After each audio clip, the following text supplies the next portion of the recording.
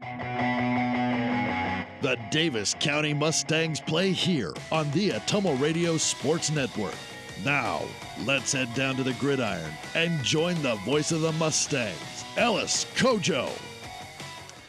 Welcome to Week 6. Our coverage of Davis County football continues on the Atomo Radio Sports Network. Tonight, the Davis County Mustangs are in Eddyville for a district showdown with the Rockets of Eddyville, Blakesburg, Fremont. It's the Davis County Mustangs, and this is Week 7, and you're listening to the Citizens Mutual pregame show. Call Sherry and Lisa for a free insurance quote. It's great to have you with us. I'm Ellis Kojo, joined by Brad McCloskey and our producer, Corey Finch. Brad, last week was a tough week for the Mustangs after they got blown out by Williamsburg. How do you approach the week after such a humbling defeat? Yeah, we just didn't match up well with that team, and again, the length of time that they've had that program established there and that coaching staff and that kind of tradition. So much better matchup this week for us, and I think coaches, I'm sure, stress that again. But I don't think a lot changes. We still just have guys that are getting experience. I know there's going to be some new people and different personnel at different positions tonight. I've heard some of that visiting with Mr. Mader today, who visited with Coach Anderson. Yep. And so it'll be interesting to see what types of people are at what positions tonight, but I know they're going to try to strengthen up some things in their line and at least just take a good first step on the line, get in some people's way to sustain some of those plays and give Carson Mader some time in the pocket. So I think we're going to match up well with this team, and I also think that we'll see two very similar styles of play from these two teams tonight in their matchup. Absolutely right. They both like to spread it out. They both like to chuck it around. So we should see a lot of aerial action later today as you're listening to the Citizens Mutual pregame show. Call Sherry and Lisa for a free insurance quote. As far as the weather is concerned, this is really the first true football Friday where it feels like it's football weather. Yeah, finally. And just driving in, it has that feel. You know, in Iowa, I grew up here, just the corn's turned color, and it's made the flip, we hope, for good, or at least I hope for good now, to fall. It's just a kind of a magical time of year, and now it feels like it. So I'm glad to see it here. It's Week 7, but EBF is celebrating their senior day today, so they'll be honoring their band, football players and cheerleaders today. And when you go, I'm sure you've been at high schools where they do senior day. Do you get extra fired up? Like, do you want to spoil their senior day? Yeah, I did. I mean, we did, yes. Okay. You do get fired up, but also the home team gets fired up because it's an emotional night. I'm guessing it's the last game for the home game for them. That's typically when they do that. Yeah. Maybe it's not, but that's traditionally when they do that. So there's a lot of emotions that go into it for both teams. I mean, you want to beat them, but also there's a lot of pride from these seniors too on the EBF sideline too that don't want to let the opponents come in. So homecoming and senior night are nights that the home team gets fired up for, and you have to be ready for that. As far as the visiting team is concerned, is it just like withstanding the first wave of emotion that comes with senior night and such high emotions? Yeah, and I ran into a time when I actually my senior year ran into a team that was homecoming and senior night, so there was a ton of emotion, and we just had to kind of ride that out and again just continue to grind our stuff and slow them down, and we eventually wore them out about halftime. But yeah, they do come out with a lot of emotion, and this is a prideful team, and so they want to represent their home strong. We just have to again kind of focus on our jobs, do our business, and again sustain some plays on offense to take care of the ball. Having experienced that, typically how long does something like that last? The wave of emotion at the beginning of the game, like how far into the game does that last? Well, you want to put a stop to it as soon as you can, obviously, but sure. You can dictate that on the defensive side of the ball, trying to stop their offensive game plan, and again, trying to make them work very hard for that yardage, and special teams can come into play as well. So it can last a while if they have things rolling, and sure. Offensively, if they're clicking down the field and chewing up yards, then it can last for quite a while. But in my experience, you get into the game plan eventually, and that energy starts getting into now I got to play the game, and it only lasts a few short series, hopefully, if up to a half at most. Coming up next, we'll take a closer look at the Davis County Mustangs. As Brad alluded to, there's a lot of shakeups in the lineup that we have to get into. You're watching Davis County football on the Atomo Radio Sports Network. Go Mustangs! Go Mustangs! Go Mustangs! Go Mustangs!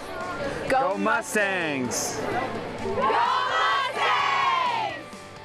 Go Mustangs! Go Mustangs! Go Mustangs! The Davis County Mustangs would like to thank the community for their continued support.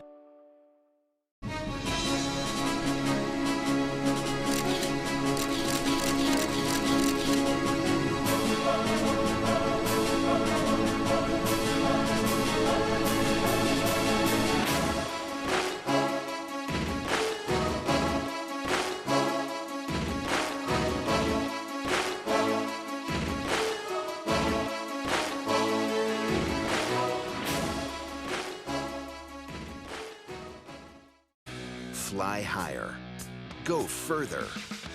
Do more. Pursue your passion with Polaris, the world leader in off-road. Live wide open in a high-performance RZR. Chase adventure on a legendary Sportsman. Or get more done with a hard-working Ranger. Enjoy savings up to $3,500 during the Polaris Factory Authorized Clearance. Slayton Polaris, 8 miles south and west of Pulaski. Hi, this is Chris Ledke, owner of Pulaski Lumber. I would like to personally invite you to see our updated inventory. We have a nice selection of tools, plumbing, flooring, tile, accessories, and as always, we can order in anything you might need. Josh is also available to offer you professional 3D drawings to design your new home, deck, or addition. We don't charge huge architect fees, but are confident you will be happy with our work. We look forward to meeting you at Pulaski Lumber, your start-to-finish lumberyard.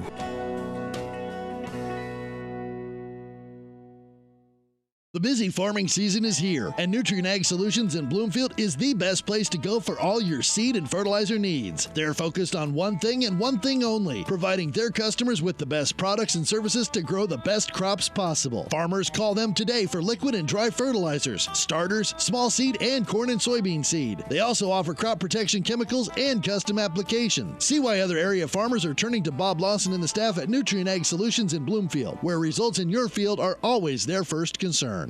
Hi, this is Kendall with Citizens Mutual. It's a busy time of the year, so we want you to save as much time as possible. Whether you need internet, TV, or phone service, we can handle all of them for you. We also have a great selection of TVs ranging from 32 to 65 inch, as well as appliances. Stop in today, and remember, Citizens Mutual is owned and operated by its customers. So when you walk in the door, we don't just treat you like a customer, we treat you like you're the boss, because you are. We're looking forward to seeing you at Citizens Mutual, just off the square in Bloomfield.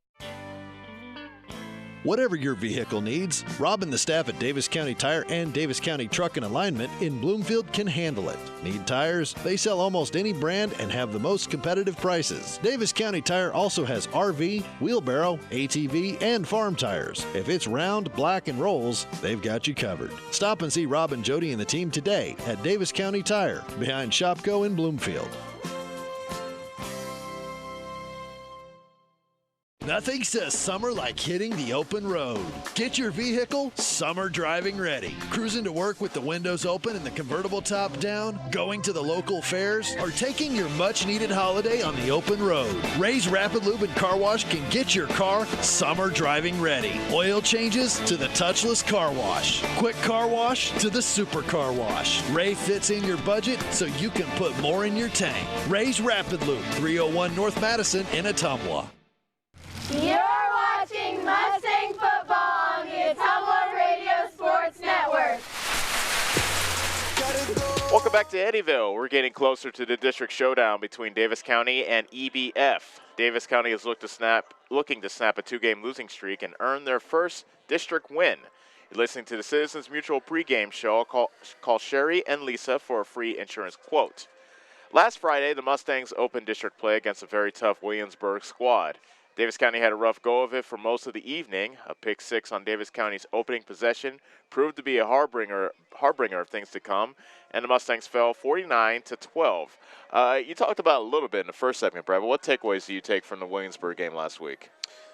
I think, again, coaches are just really trying to find the right spots for people, and as they watch game film and, think about matchups, they really are just trying to identify matchups where we can be successful, especially offensively. Yeah.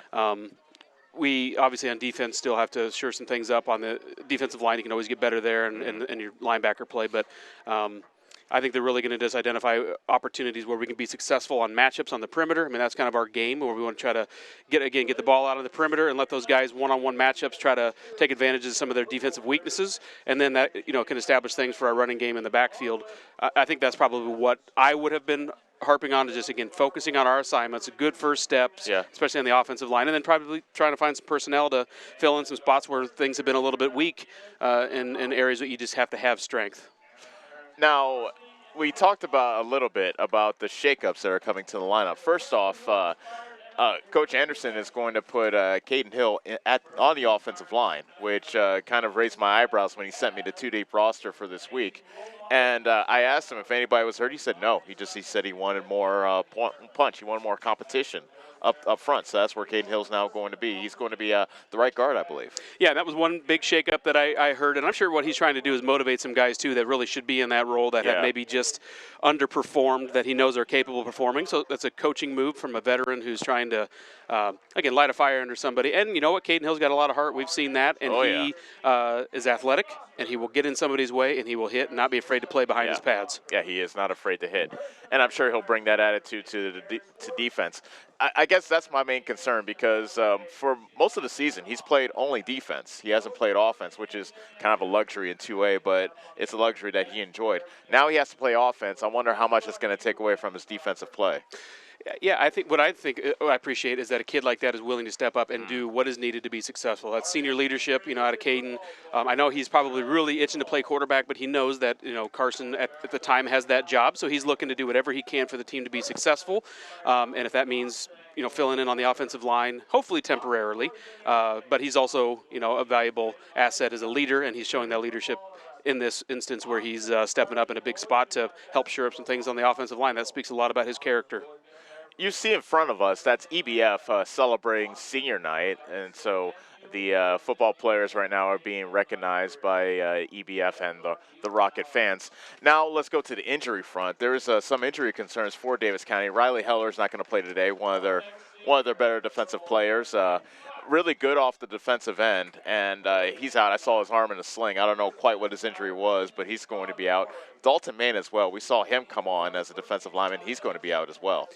Yeah, that hurts because, Riley Heller oftentimes was a force to be reckoned with out there. At least they had to always be sure where he was at because he was making plays, chasing people down on the defense from the opposite side of the field. Right. Just as that engine that won't quit. So that will hurt. But, again, there's next opportunity for somebody to step up and get some experience. And, you kind of have to have that next man up mentality. And somebody's got to be ready to step in and make plays when their number's called.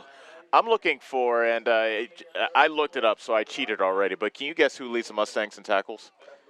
My guess would be Gavin McCall. Okay, it would be Gavin McCall, so that wasn't a hard quiz at all. So, yeah, you passed that in like 2 seconds. I need to give you harder material.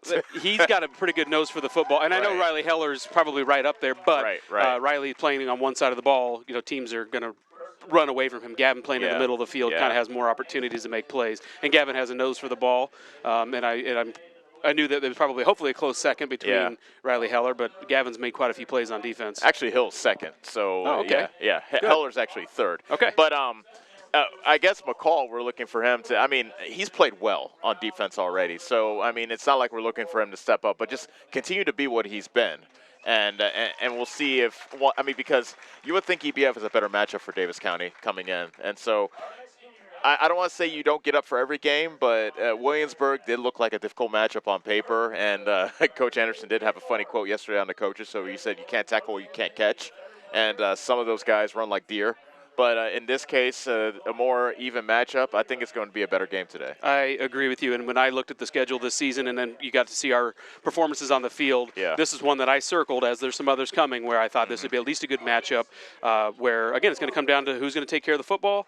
I sound like a broken record, but it really, when it comes down to it, these are the things that when you're seeing a matchup where you have an opportunity to take advantage of, you got to take care of the football offensively, sustain drives, and win as many of those one-on-one matchups that you can, because at the end of the day, it's those individual one-on-one matchups that are happening inside the line, out at the perimeter and the backfield. If you can win those matchups, you're going to be successful. Now, like I said, this is a very even matchup because both teams like to spread it around and have their quarterback make plays. Thane Alexander, he's a junior, and he's been a very good quarterback for them. And he threw a 70-yarder to Kalen Walker last week. That kind of broke open the game against Albia.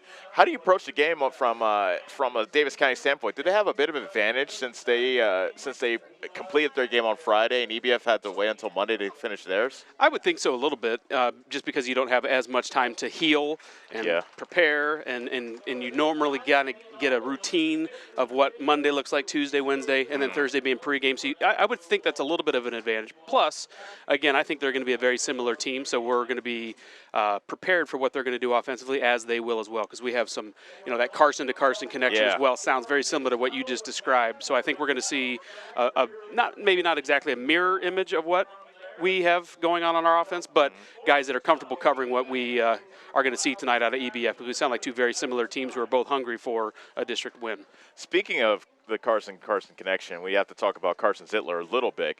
The junior wide receiver, had his best game of the season last week. 6 catches, 112 yards, and a 68-yard touchdown. That was a dynamic catch and run type of deal where he outran a very fast Williamsburg team. So he's got some speed on his own.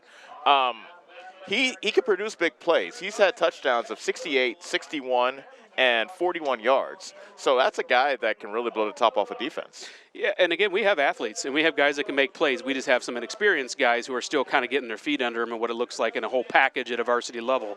But when we get guys in the field that are, in those one-on-one matchups, and they win those matchups, we have the capability to be big playmakers as well. So it's going to, again, come down to who can have the time offensively to make those plays. And we've seen a lot of just tiny little half-second or second errors in our execution of those plays, and those little missteps, when you give somebody a half a second to recover from beating you on an offensive play, they're going to recover and catch you. So we have to just take advantage of the timing of plays, snaps even when you're in the shotgun, just getting the snap cleanly, faking the handoff cleanly, getting it out on the perimeter and catching it in stride cleanly. First step as an offensive lineman, taking that first good step to get to your blocking point. Those just little tiny things can make a difference in what we see as the big outcome in the play. Now, this is a rematch of a game played last year in Davis County, and Davis County lost the game 29-21. And there was a few games last year where it was just a close call. The margin, razor-thin margin, that was one of those deals where Davis County looked like they were driving for the tying touchdown and maybe the 2-point conversion to tie things up, and just at the very last sequence of plays, the last 4 plays, like little things went wrong that wouldn't allow them to score a touchdown. A drop pass, the receiver slips, and he's completely wide open. Things like that. That made it so agonizingly close. What were you think? Like, if you're a player that played last year, knowing that you had EBF where you wanted them, but the game got away from you, how do you approach this game? That is what we've seen from our team this year as well, a little bit. When we're trying to get drives going, we feel like we have some momentum going late in halves, or when we finally kind of found our identity, it's those little missteps that occur. And sometimes, as we've pointed out before, it's just that confidence in finishing a game and finishing your drive or finishing your play, because you start having those negative thoughts creep into your head about what it felt like in the past. So there is some psychology to winning that we don't have a lot of experience with in a football program here in this program, which our coaches are trying to establish, and we're getting there. But we have a lot of, again, inexperience and young guys at positions that we have to be able to execute those plays and finish drives to pull on those experiences, as opposed to those experiences you just described where we didn't quite finish and we were just coming up short. So we've seen that from our team this year, and it'll be good to see tonight if we can finish some of those drives and get some of that timing worked out. You just saw Davis County enter the playing field.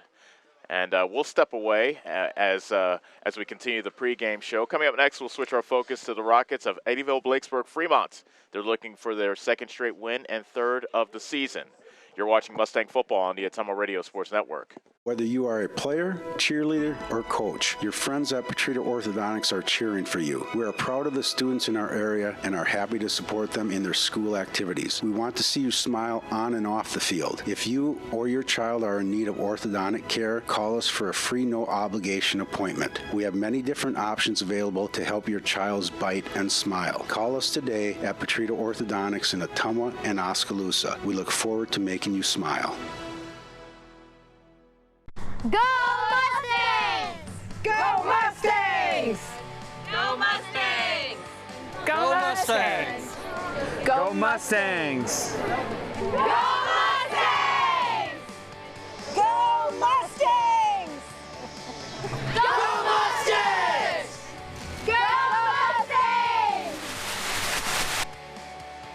The Davis County Mustangs would like to thank the community for their continued support. Hi, this is Chris Ledke, owner of Pulaski Lumber. I would like to personally invite you to see our updated inventory. We have a nice selection of tools, plumbing, flooring, tile, accessories, and as always, we can order in anything you might need. Josh is also available to offer you professional 3D drawings to design your new home, deck, or addition. We don't charge huge architect fees, but are confident you will be happy with our work. We look forward to meeting you at Pulaski Lumber, your start-to-finish lumberyard.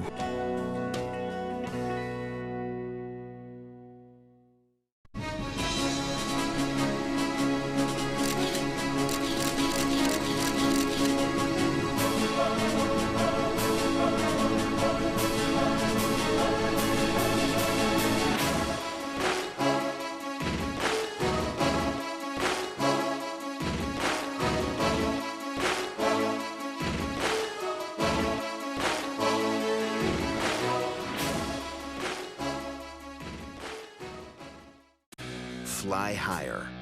Go further. Do more.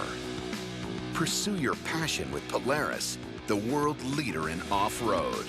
Live wide open in a high-performance RZR. Chase adventure on a legendary Sportsman. Or get more done with a hard-working Ranger. Enjoy savings up to $3,500 during the Polaris Factory Authorized Clearance. Slayton Polaris, 8 miles south and west of Pulaski. Hi, this is Chris Ledke, owner of Pulaski Lumber. I would like to personally invite you to see our updated inventory. We have a nice selection of tools, plumbing, flooring, tile, accessories, and as always, we can order in anything you might need. Josh is also available to offer you professional 3D drawings to design your new home, deck, or addition. We don't charge huge architect fees, but are confident you will be happy with our work. We look forward to meeting you at Pulaski Lumber, your start-to-finish lumberyard.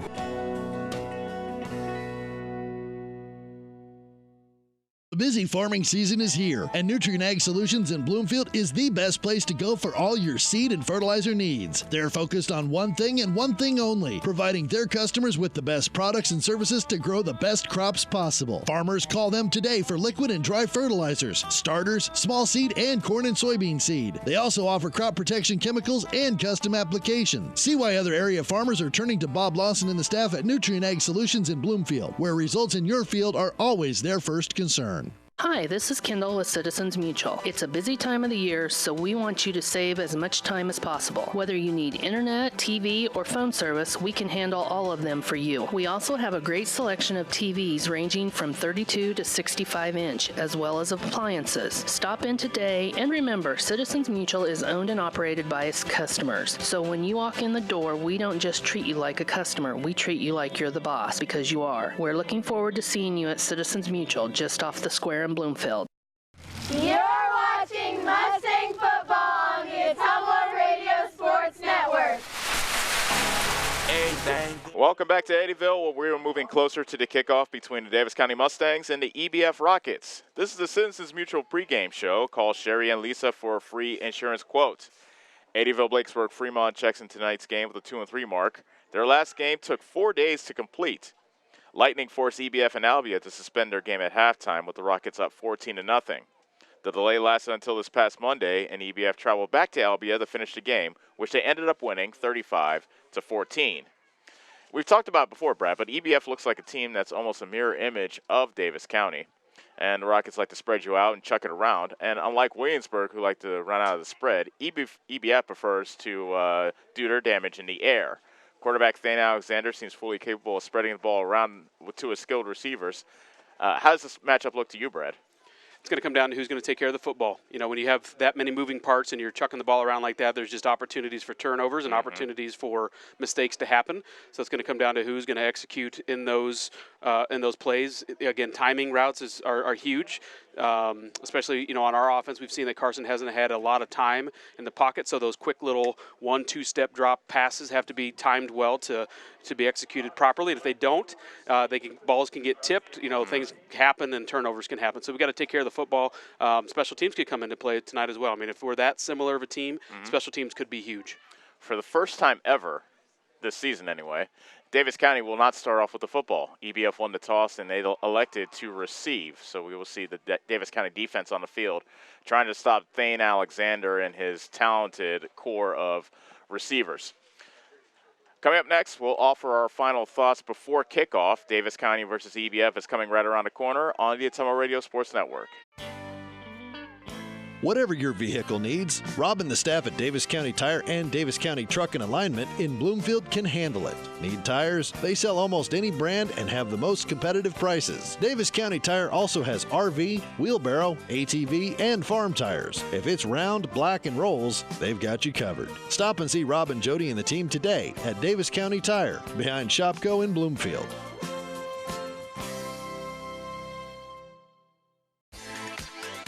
I'm Karsten. And I'm Callie. And we are the Neebs Girls. We would like to personally invite you to our parents' new store on the south side of the square in Bloomfield. Stop in and have them make you a custom shirt, hat, banner, sign, or even your school mascot. They stay open late on Thursdays until 7. We hope to see you soon. Neebs Graphics, making you stand out. Neebs Graphics on the south side of the Bloomfield Square. At Dixon's Floors and More, we don't mind being different, as long as the difference is better. With hundreds of brands to choose from, including the largest manufacturers in the industry, we transform the volume of products we carry into lower prices for you.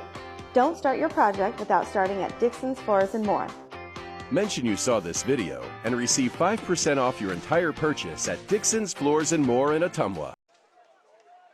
And welcome back to Eddyville. Opening kickoff. They kind of went quick on us, Brad, like they went no huddle on us, and they hurried up to start this game. The kickoff by Caden Hill of Davis County went out of bounds, so EBF will have 1st and 10 at their own 35-yard line.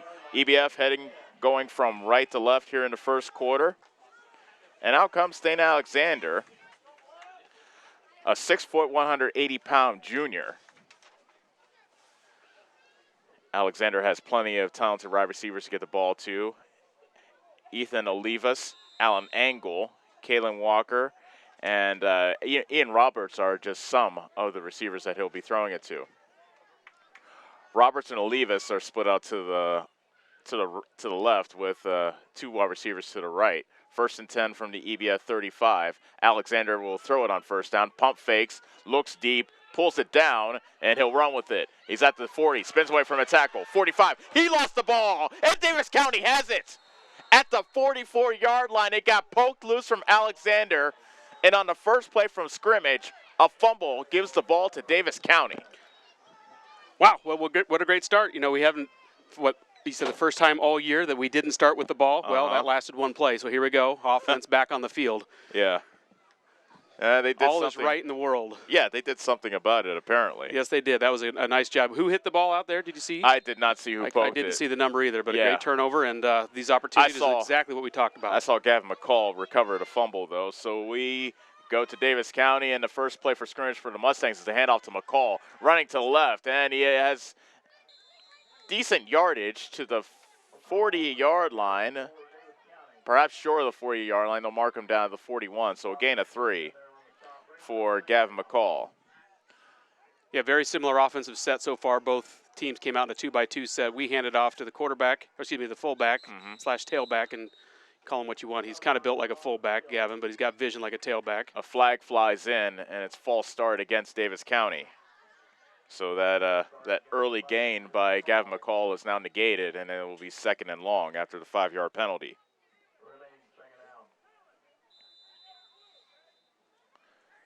Second and 12 from the EBF 46. Davis County dressed in white, moving from left to right.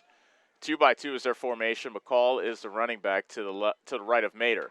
Quick pass on the left side is complete, and running it to the actually up to the 40-yard line before he's driven back. And it looks like that's Carson Zittler on the catch, and it was. So the Carson connection already makes themselves known. Mater completes his first pass.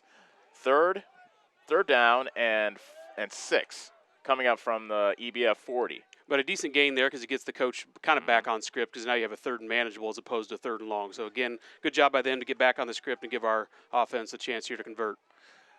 Empty backfield for Mater. Drops straight back. Fires, and the pass is caught. A diving catch. Tumbling after he got hit by Olivas is Carson Zittler, making a nice catch. And it's 1st down Mustangs at the 31. That's a gain of 9.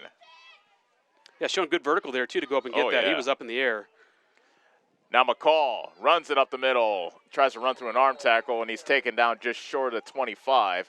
That'll be a gain of 6 to the 26. And we have an injured Rocket on the play as well, and whistle will stop play there. 10:05 remaining in the first quarter, no score. EBF fumbled on their first play from scrimmage, and now Davis County is looking to take advantage of that turnover. We talked about emotion before the game, Brad, and this is one of the deals where you could really just take the air out of everybody if you can make this fumble hurt. Yes, and that's what we needed. We need to take opportunities like that, where we have additional possessions, do something with the ball. Obviously, great field position right now when we recover the ball, and we're doing something with the ball now. those little missteps that we talked about, we haven't seen them yet from our offense. We're clicking right now. Our timing is good. So we're getting those perimeter plays quickly out to our playmakers on the perimeter, our receivers, which is going to open things up eventually for our running back in Gavin McCall, and some other things for coach to think about with Carson to run if we need to. So again, things are clicking right now on offense, and we're in a good position to put points on the board if we can keep it going after the short break from the injury here. Yeah, the player from EBF, I didn't catch his number before he fell to the turf, but he is still lying on the field. Now he is being pulled up. And what a start to this game by Davis County, forcing a fumble on the opening play by EBF. And now they look to take advantage here early in the first quarter. When you think about the long term as the EBF player gets up. That's Connor Reed. Essentially we stole a possession. They had one offensive play. We still get the ball, obviously, at the second half. So you just stole a possession from EBF. Again, crucial that we take advantage of those opportunities. And, again, so far we are here with second and medium. Ball, Zittler, and Gloss are the wide receivers to the left. Collier is the lone wide receiver to the right. 2nd and 5 from the 26 for Davis County, as they continue to run the clock. Under 10 minutes now left to go in the first quarter of a scoreless game. Screens a ball on the far side, running up the sideline, past the sticks and out of bounds. And he'll have the first down inside the 20 to about the 19. That is a gain of 7. Very nice blocking out there by the two receivers that were out there with him in the trip set. Good job blocking downfield. There was a big cushion off there. Those guys went downfield, got a good block, sustained their blocks, and had a nice conversion for a first down. 1st and 10 from the 17 for the Davis County Mustangs, looking to take advantage of a turnover on the opening play by EBF. Mater with a straight drop back. Pump fakes, now fires over the middle, and he threw it at the feet of Collier, who was open at the 10, but not a good pass by Mater. His first incompletion of the game. 2nd and 10 coming up. Yeah, timing was just a little bit off there. I think a linebacker kind of dropped in the coverage between where Carson Mater was looking and where the receiver was at, so he had to pull it back in. I think he wanted to take one-step throw. Again, timing just off a little bit there, but that was a defensive job that made that timing off. Another empty set in the backfield. 5 wide receivers are out. Screen to McCall, way too high for Gavin McCall. And it is an incomplete pass. That will bring up 3rd down, I beg your pardon. McCall is only 5'7". That pass was we needed 2 of them there. Yeah, you needed one McCall stacked on top of the other. Yes, yeah. For that play. You would have made that play. What do you go, 6'8", 6'9"? Even 6, my friend. That is it. I know. Well, you look tall. I appreciate sitting down that. In your chair. Right. 3rd and 10 from the EBF 17. Play action. Mater drops off a screen pass to McCall in the middle. At the 15, reaching for the 10. He's close to a first down. And it will be 4th down as McCall got taken down short of the sticks. Yeah, and I think he had one player to beat there, and that was a safety. I think it was number 23, Daniel Hartman, that saved that touchdown because that was a well-designed screen, and he had a lot of green in front of him, so good tackle there. Let's see if we can convert on the 4th down here. Davis County moving quickly. They're going to go for it on 4th and 2 from the EBF 10. 9 minutes straight up left to go in the first quarter of a scoreless game. Play action. Mater rolling to his left under pressure. He'll have the first down, and he got hit out of bounds late. No flag, however, but Mater does have a first down. He got hit by Olivas. Yeah, that looked like a pretty good hit, but Carson kind of stopped his momentum anticipating the hit, so it looked a lot worse than I think it really was. But nonetheless, first down and first and goal. A gain of 4 by Mater, and it's 1st and goal Davis County from the 6 of EBF. Impressive opening drive by Davis County as they look to take advantage of the EBF fumble on their first offensive play. Handoff, McCall tries the right side, puts his shoulder down, reaches for the end zone. Touchdown, Mustangs! McCall with a 6-yard touchdown plunge. His first rushing touchdown of the season. Davis County 6, EBF nothing. Well, you could not have drawn up a better start to this game. That's exactly what we needed. That always goes to the defense for getting that turnover. And then, again, our offense doing what we wanted to do all season long, which is getting the ball out in the perimeter, establishing the run secondarily. A nice drive there, and a good job by Gavin to get that ball in the end zone. Caden Hill wearing 52 in this game to kick the extra point. The hold is down. A decent rush by EBF, but Hill is able to boot it through. 8:45 remaining in the first quarter. Davis County in front of EBF by the score of 7-0 on the Ottumwa Radio Sports Network. Go Mustangs! Go Mustangs! Go Mustangs! Go Mustangs! Go Mustangs! Go Mustangs! Go Mustangs! Go Mustangs! Go Mustangs! The Davis County Mustangs would like to thank the community for their continued support. You're watching Mustang football on the Ottumwa Radio Sports Network. 9 plays, 44 yards, ending with a 6-yard run by Gavin McCall, and Davis County has an early 7-0 lead after taking advantage of an EBF fumble on their first offensive play. So just the start you envisioned, Brad McCloskey. It was, yep. And, again, we stole a possession from them, and we did something with it, which is great to see.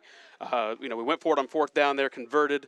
First and goal, Gavin, again, with the establishment of our perimeter play, the quick passes on the perimeter, was able to open some things up in the middle. Nice screen play mixed in there, too. So we're clicking right now, and it's good to see. Hill has the ball teed up. Back to receive this kick is Olivas and Walker for EBF. A squibber at the 40, and one of the up-back just dives on it at the 39. A wise choice by Mason Hargis, who dove on it for the Rockets of EBF. So EBF now just needs to try to get their sea legs about them. Opening play, they fumble it away. Davis County takes advantage with the touchdown. So this is only their second offensive play of the game. They started off with the ball, but they're down 7-0. 3-by-1 is the formation, left to right. Now coming into motion, now shifting into the backfield is Ian Roberts. And there's a handoff, and taken down immediately was Alan Angle on the carry. And he takes it across the 40 to the 41. That's a gain of 2. Saw several people in on that play. I believe I saw Colton Stremler in there on the tackle, and I think Gavin McCall had his nose in there, but a trio of Mustangs. I didn't catch the third one on that first and short gain there. 2nd and 8 from the EBF 42. 8:10 remaining in the first quarter. Davis County 7, EBF nothing. Option coming to the near side. Pitch to Angle. He lowers his shoulder, but still, I believe that was Tyler Ball. Nope, that was Dox Tater that was able to make the tackle on Angle and limited him to just a gain of 2 to the 43. That was just a great open field tackle. I mean, clean. What led with his shoulder pads. Nice collision. Both players. Nice big collision. Clean collision. Nobody was injured. Just a good, clean football play. You heard the pop from up here. Yes, it's nice to hear that on this crisp Friday night. 3rd and 6 from the 43. Alexander's in the shotgun with a back to each side. A wide receiver to the left and 2 to the right. And early movement, a couple of overzealous Davis County Mustangs jumped across the line of scrimmage. Flag comes in. It will be offside against the Mustangs. And that should give them, actually, the way they marched off that penalty looked like I thought they had enough yards for a first down, but that just makes it 3rd and less than a yard. So the second penalty against Davis County, both of the pre-snap variety. They had a false start in their opening drive before they scored the touchdown. 3rd and 1 as the new line of scrimmage is the 48. Same formation. EBF stays in it. Alexander handed it off to, well, he handed it off, and it was, he gave it to Ian Roberts, and he got stuck by Hill on the backfield. Back at the 44-yard line, gets thrown for a loss of 4. And 4th down coming up for EBF, and looks like the punt team's coming on for the Rockets. Now, Hill was at the middle linebacker position there, if I'm not mistaken. So either he was on a blitz or just had a fantastic read because he was there the instant the handoff was given. He could even have been a nose tackle on that one. He was in there so fast. I'm not sure, but a great play by him, especially after the penalty. Now they force him to punt. Again, stealing possessions. Ethan Olivas is back to kick this away. The snap is down. Davis County sets up return, a low line drive kick. It bounces inside the 30. Davis County stays away from it. Glosser tells everybody to keep away. Rolls inside the 20 to about the 18, perhaps 17-yard line. and that's where Davis County will begin their next possession. So EBF fumbles on their first drive. Davis County scores a touchdown. EBF then goes 3 and out. So now Davis County has the ball up 7-0, and they have a little bit of momentum on their side. They do, and it looked like we had some momentum. They had the penalty. We were thinking, well, this 3rd and short. You got an opportunity here, probably 2 downs to get it, but a big play on defense pushes them back, forces them to punt. Again, an opportunity that we took advantage of. The misstep by us on the penalty didn't hurt, and here we go again on offense. Davis County will begin this drive 1st and 10 from their own 18. Trips to the right with a wide receiver to the left.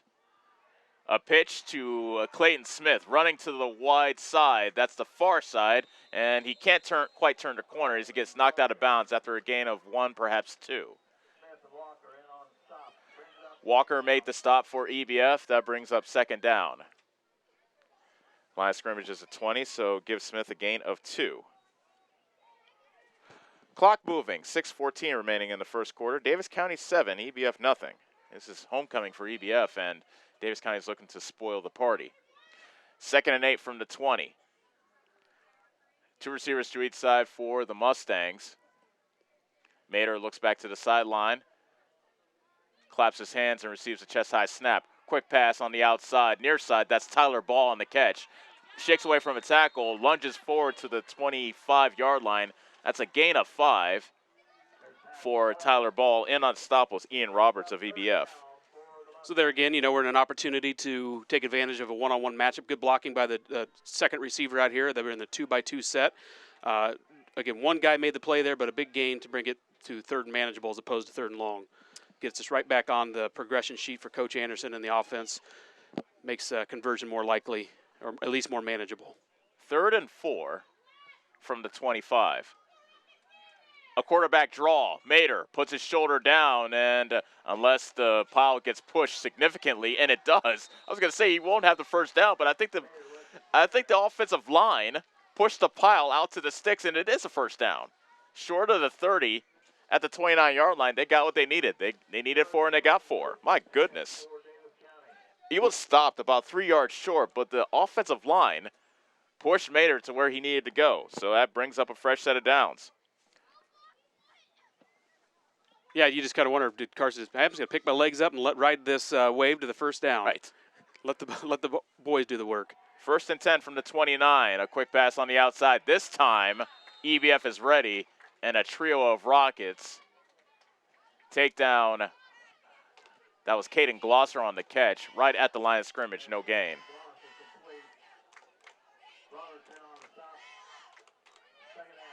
But again, what they're doing is they're having to respect this perimeter play. So you're not going to. It won't be long before you see some things open up in the middle if they're having this much, attention being put on the outside receivers and these quick passing plays. That just opens things up in the middle, where the middle linebacker has to make a play one-on-one with Gavin. I like our odds there. That was a loss of 3, so it's 2nd and 13. Mater rolling left, looking for a receiver. Now runs up the far sideline, has running room at the 30, and looked like he stepped out of bounds. We'll see where they mark him. They mark him at the 40-yard line. Good enough for a 1st down. A gain of 16 for Carson Mater. Doing some things with his legs here, Brad McCloskey. Yeah, and again, I think that was a designed run play, but his obviously 2nd, 3rd, whatever option it is for him down the line is to run the ball. He's an athlete. He's got good speed.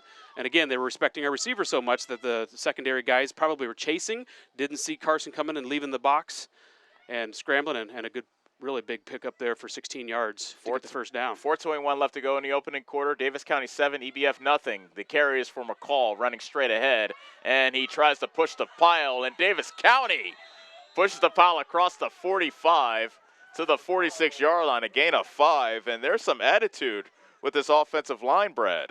Yeah, and there is, and you got some new faces and new bodies in there on that offensive line, and again, they're playing a defense that we're used to seeing, either a 3-man front or a 4-man front. They're respecting all the people outside, so there's not as many bodies in there to push. So, again, I like what I'm seeing so far here on the offensive side from the Mustangs. 2nd and 5 from the 46. Davis County leads by a touchdown, and they are driving here on their 2nd possession. Handoff, McCall running straight ahead, has good yardage into EBF territory, lowers his shoulder, and he batters his way to the 45-yard line. That's a gain of 9 and a 1st down for Davis County. Yeah, and he got clipped just by the ankle, and I don't mean clipped illegal. I just mean somebody caught his ankle. Otherwise, he was going to pick up some major yardage there. I think Alan Engel, number 6, got a hold of his ankle and tripped him up, but he had a head of steam going there, and they were fortunate that he didn't pick up a lot of green on that play. 1st and 10 from the 45 of EBF. Davis County leads 7-0, and they line up trips to the right with 1 to the left. Empty set now as Clayton Smith motions out of the backfield. Pass is incomplete. He was looking for Zittler on the slant right near the first down sticks, near the numbers on the far side. Zittler couldn't keep it in, and now bring up 2nd down on the incomplete pass. He, makes the difficult ones a lot of times for us, so kind of uncharacteristic for him to miss that one. That one was almost too easy. Again, sometimes those easy ones are the hardest ones to make, and you're anticipating being hit. That time wasn't able to bring it in. Again, uncharacteristic of Carson. We've seen a lot of Carson to Carson connection this year. Zittler and Glosser are wide receivers to the left. Ball and Collier to the right. Handoff to Smith. Good hole up the middle at the 30, the 20, and spilled at the 10. The touchdown saving tackle made by Kalen Walker. Otherwise, it would have been a house call, but instead, a 35-yard run by Clayton Smith. So, again, we were kind of foreshadowing that just a little bit ago. We were talking about how much attention they're providing to the outside receivers in that perimeter play. I believe they're going to call a timeout here EBF just needs to try to regroup, because we are taking advantage now of up the middle where, again, all the attention is being put on those outside receivers, that perimeter play, which you have to respect. We do have athletes out there, but that opens things up for that linebacker to feel very lonely in the middle there, try to make plays against some good backs that we have in the backfield. So EBF calls their first timeout of the half. They have 2 remaining, 2:56 remaining in the first quarter. Davis County 7, EBF nothing, and Davis County is looking to extend their lead on this drive. The first quarter is brought to you by Davis County Tire, thinking them first for all your tire needs. And Davis County just taking advantage of the early EBF turnover, turning it into 7, and now they're driving after forcing a 3 and out. Man, you just want Davis County to keep this momentum going.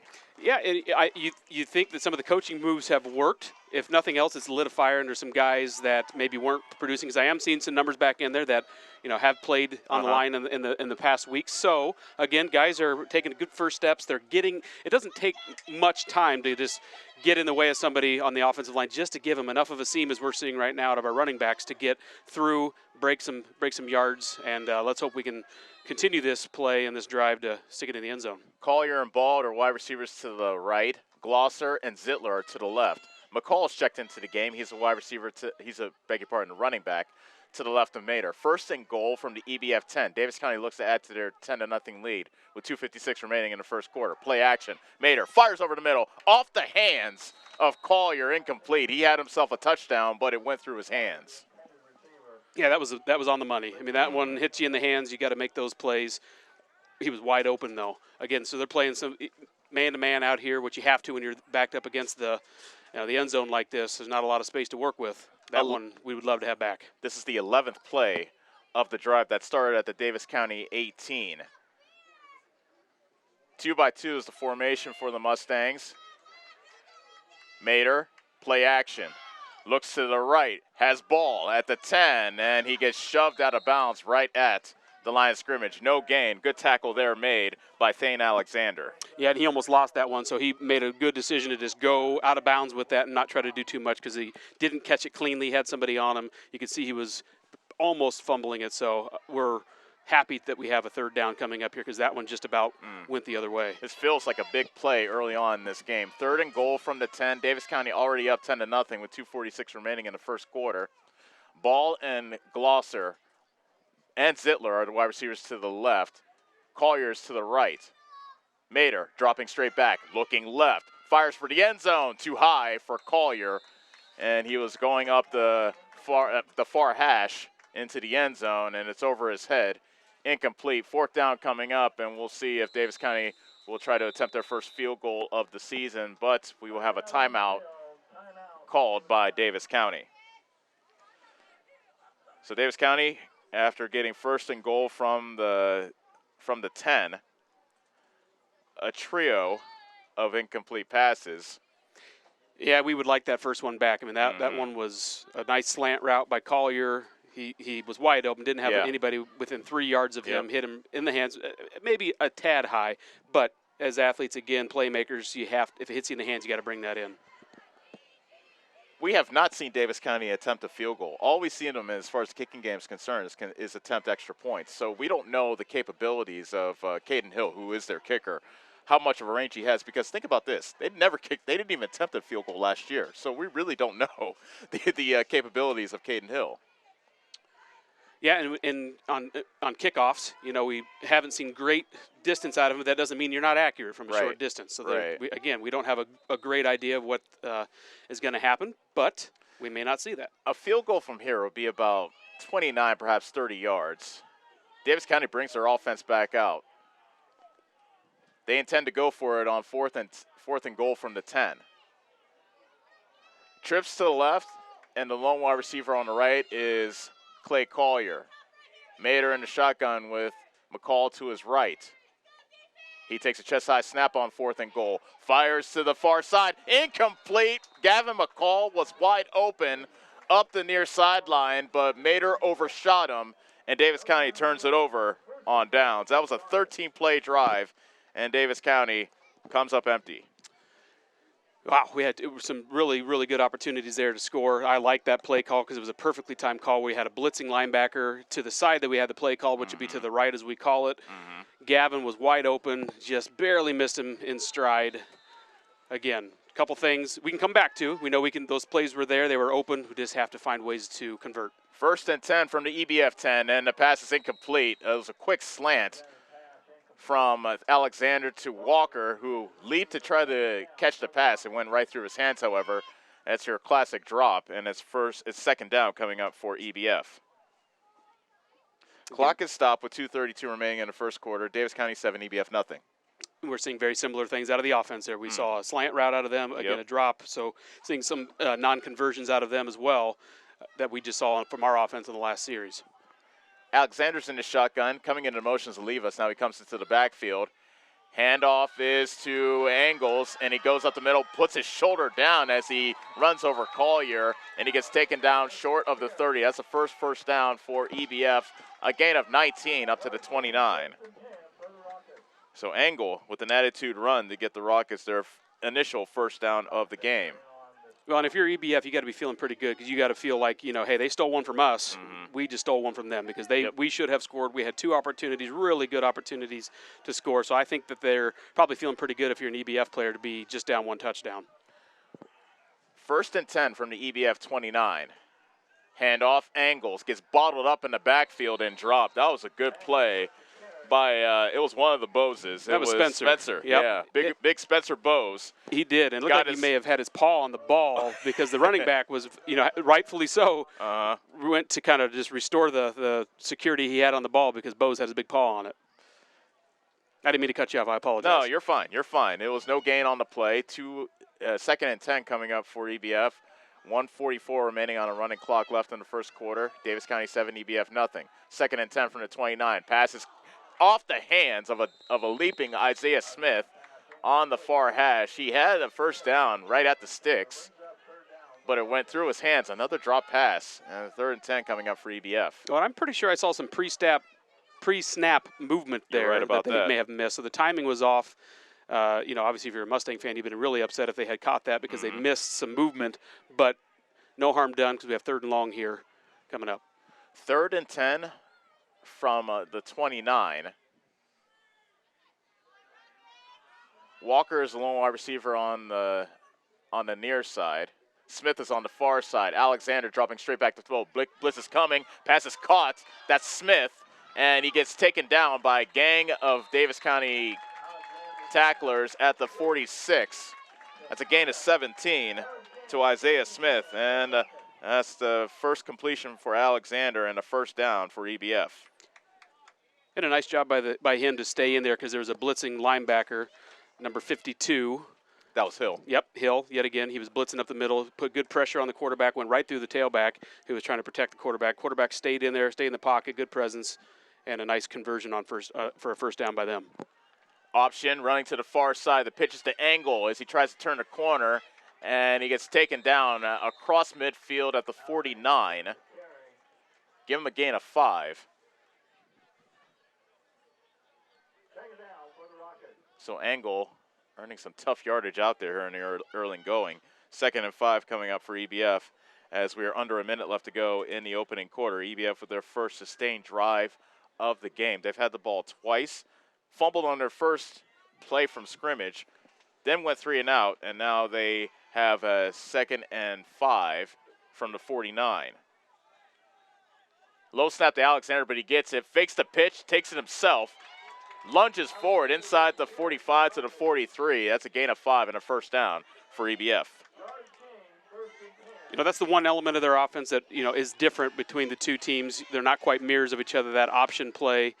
We don't have in our arsenal that I've seen to this point. We have a sweep and we have some outside, you know, quarterback keeps and boots, but we don't have that option, and that's a nice element to have when you have athletes at the quarterback position like they do and a pitch man and the tailback that they can get it to. It gives a nice little wrinkle to the offense that you have to respect if you're a Mustang on defense. It appears EBF does not want to run another play. There's 14 seconds left, but Alexander and the rest of the offense is running back to their sideline, so that will do it for this first quarter. At the end of 1, Davis County 7, EBF nothing on the Ottumwa Radio Sports Network.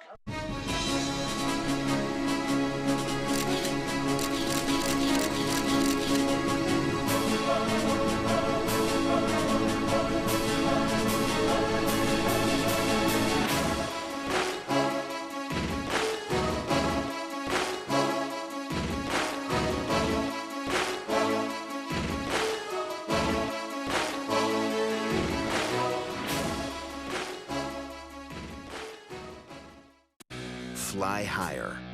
Go further. Do more. Pursue your passion with Polaris, the world leader in off-road. Live wide open in a high-performance RZR. Chase adventure on a legendary Sportsman.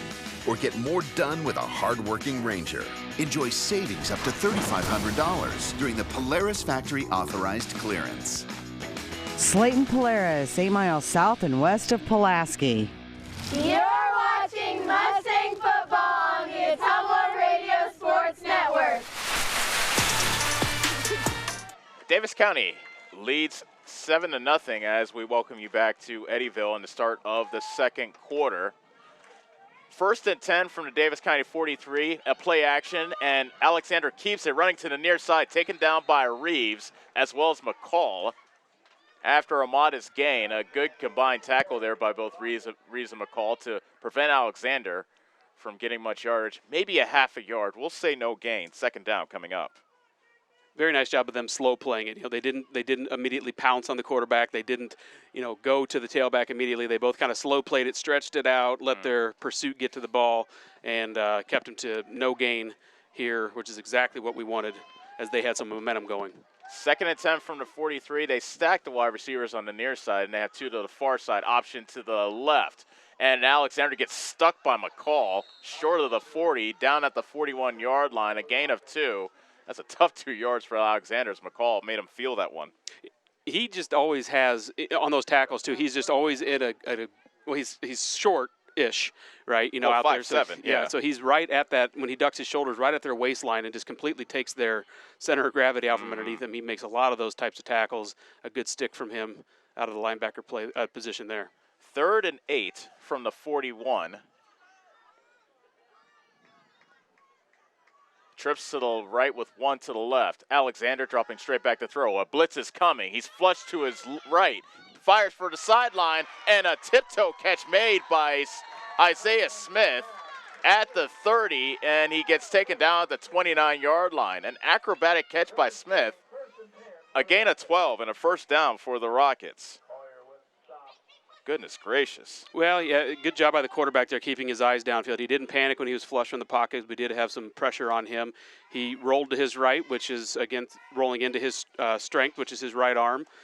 Again, good job keeping his vision downfield, found an open receiver for a conversion. Some experienced play out of those two. EBF looking to tie this game up. They trail 7-0 with 10:13 remaining in the first quarter. Handoff Angle, and he gets taken down as he tried to take it straight ahead. And again, getting his nose in the middle of the play, that was Gavin McCall making the stop. Yeah, and I think I saw 52 again in on that play. Yep, Caden Hill, so out of the linebacker position. I have a hard time seeing him in that number still. Because he's number 12. Yeah, he's number obviously. 12. Right. Yeah, he's got the 2 part, but the 52 is throwing me off. But he's playing line tonight. Now he's playing middle linebacker, and he has been for the last couple weeks. A gain of 2, 2nd and 8 from the 27. Option, running to the far side. Alexander keeps it as he turns the corner. Zittler is the first one to hit him, and then the rest of his teammates help out. But Alexander has a first down near the 15 after a gain of 12. Again, you go back to the momentum really shifted when we didn't convert on the touchdown on the other end of the on this end of the field, which was the other end of the field from the first quarter. They've driven the entire length of the field to this point. So they got to be feeling pretty good about things. They have some momentum. They're pretty balanced. They're mixing in some run plays, pass plays, option keep. So very balanced at this point and keeping the Mustangs on their toes, to say the least. EBF trying to respond. They started this drive from the 10. This is their 13th play of this drive. 1st and 10 from the Davis County 15. They're looking to punch it into the end zone to our right. Alexander lifts his leg, coming into motion from left to right, or right to left is Smith. He gets a jet sweep, and he gets taken down in the backfield. Hill was there to clean up, but initially making the hit. I'm trying to see his number, because we're at a bad angle here. I think that was Clayton Smith. Yeah, that was Clayton Smith. So it's a loss of 3. Takes the line of scrimmage back to the 18. Well, they had a little bit of a timing issue there, too. There was a little bit of a low snap, so the play not getting the exact momentum that it needed helped us on defense, but we've been on that side, too, on the offense for the Mustangs. 2nd and 13 from the 18. Alexander draws straight back, fires, pass is caught at the 10, and immediately making the stop on Smith was Carson Zittler, but a flag is down near the line of scrimmage. Not many penalties so far in this game, and this may be the first penalty against EBF, as EBF is already making their march backwards, and the call indeed is holding against the Rockets of EBF. I love being near the stands like this. Referees. Yes. I am impressed, though, however, with the receiver play out of the Eddyville Rockets to this point. They're, the ball is not perfectly on target for them either, but they're going up, and they have some big targets out there. Number 10 for them, Isaiah Smith, is a nice-looking receiver. He's a big target, went up and got that one. They're getting some things going on offense, and you have to be a little bit concerned about that if you're a Mustang. We're fortunate there that one's coming back, but you're going to see the ball in the air quite a bit with the receiving core like they have there. That pushes the line of scrimmage back to the 32. So that's a 13-yard penalty. Making it 2nd and 23. Alexander with a pump fake, looking deep. Guns it over the middle. It's intercepted! Intercepted by Caden Hill. And he gets taken down at the 37-yard line. The second turnover by EBF as Hill picks it off. Yeah, I'm not even exactly sure who that one was going to. That one looked like it was just made for him, delivered to him. I didn't even see a receiver in the area in the live view. Maybe there was, but regardless, what a great play by middle linebacker Caden Hill. So right after that penalty kind of pushed EBF back, Alexander throws an interception on the very next play, and now Davis County takes over at the EBF 37-yard line. Beg your pardon, their own 37-yard line. 1st and 10, trips to the left with a wide receiver to the right. Mater claps his hands, and the pitch is to Clayton Smith, and he gets slung down in the backfield. Nice play made by Braden Black of EBF. Back at the 33-yard line, that's a loss of 4. We're seeing some adjustments now, too, by both defenses, just in response to what they're seeing offensively. So good job by both coaching staffs to put guys in position to make plays. EBF made a big one there. 2nd and 14 from the 33. Clock moving with 7:10 remaining in the second quarter. Davis County 7, EBF nothing. Only touchdown in this game was a 6-yard run by Gavin McCall. Mater with a straight drop back. Guns it deep down the far sideline, but a bit too far for Carson Zittler. At about the 40-yard, make that the 30-yard line of EBF. Incomplete pass, 2nd down. I beg your pardon, 3rd down coming up. don't know if that was a catchable ball, but it looked to me like the defender may have hooked the receiver a little bit early there, but I'm guessing the officials ruled that one was out of play and uncatchable because he had a couple steps on him. That one just airmailed a bit. I think the stand referees overlooked that one. Yeah, they will. Yep, on those they like no calls on this side of the field. 3rd and 14 from the 33. We love our partisan fans here. And vocal. Yeah, very vocal. Mater rolling to the left, throwing it, and it's complete. No, they call it an incomplete pass at the 34-yard line. I thought he got a foot in. But they say that Glosser was out of bounds. That would have been a big play, 40-plus yards. Instead, it's an incomplete pass. 4th down coming up. Davis County brings out their punt team. Yeah, and I wonder if his back was kind of too, so I wonder if he was bobbling still a little bit. Didn't come down cleanly because he didn't seem to argue too much that it wasn't a catch from the receiving standpoint. So, I couldn't see. It looked like a good catch to me, but we were shielded from his back to see what the ball was doing at that time, the official right on top of it. Walker and Olivas are back to receive the Carson Zittler punt. Instead, a timeout is called by Davis County. That's their second timeout of the half. With 6:46 remaining in the second quarter, Davis County leads it 7-0.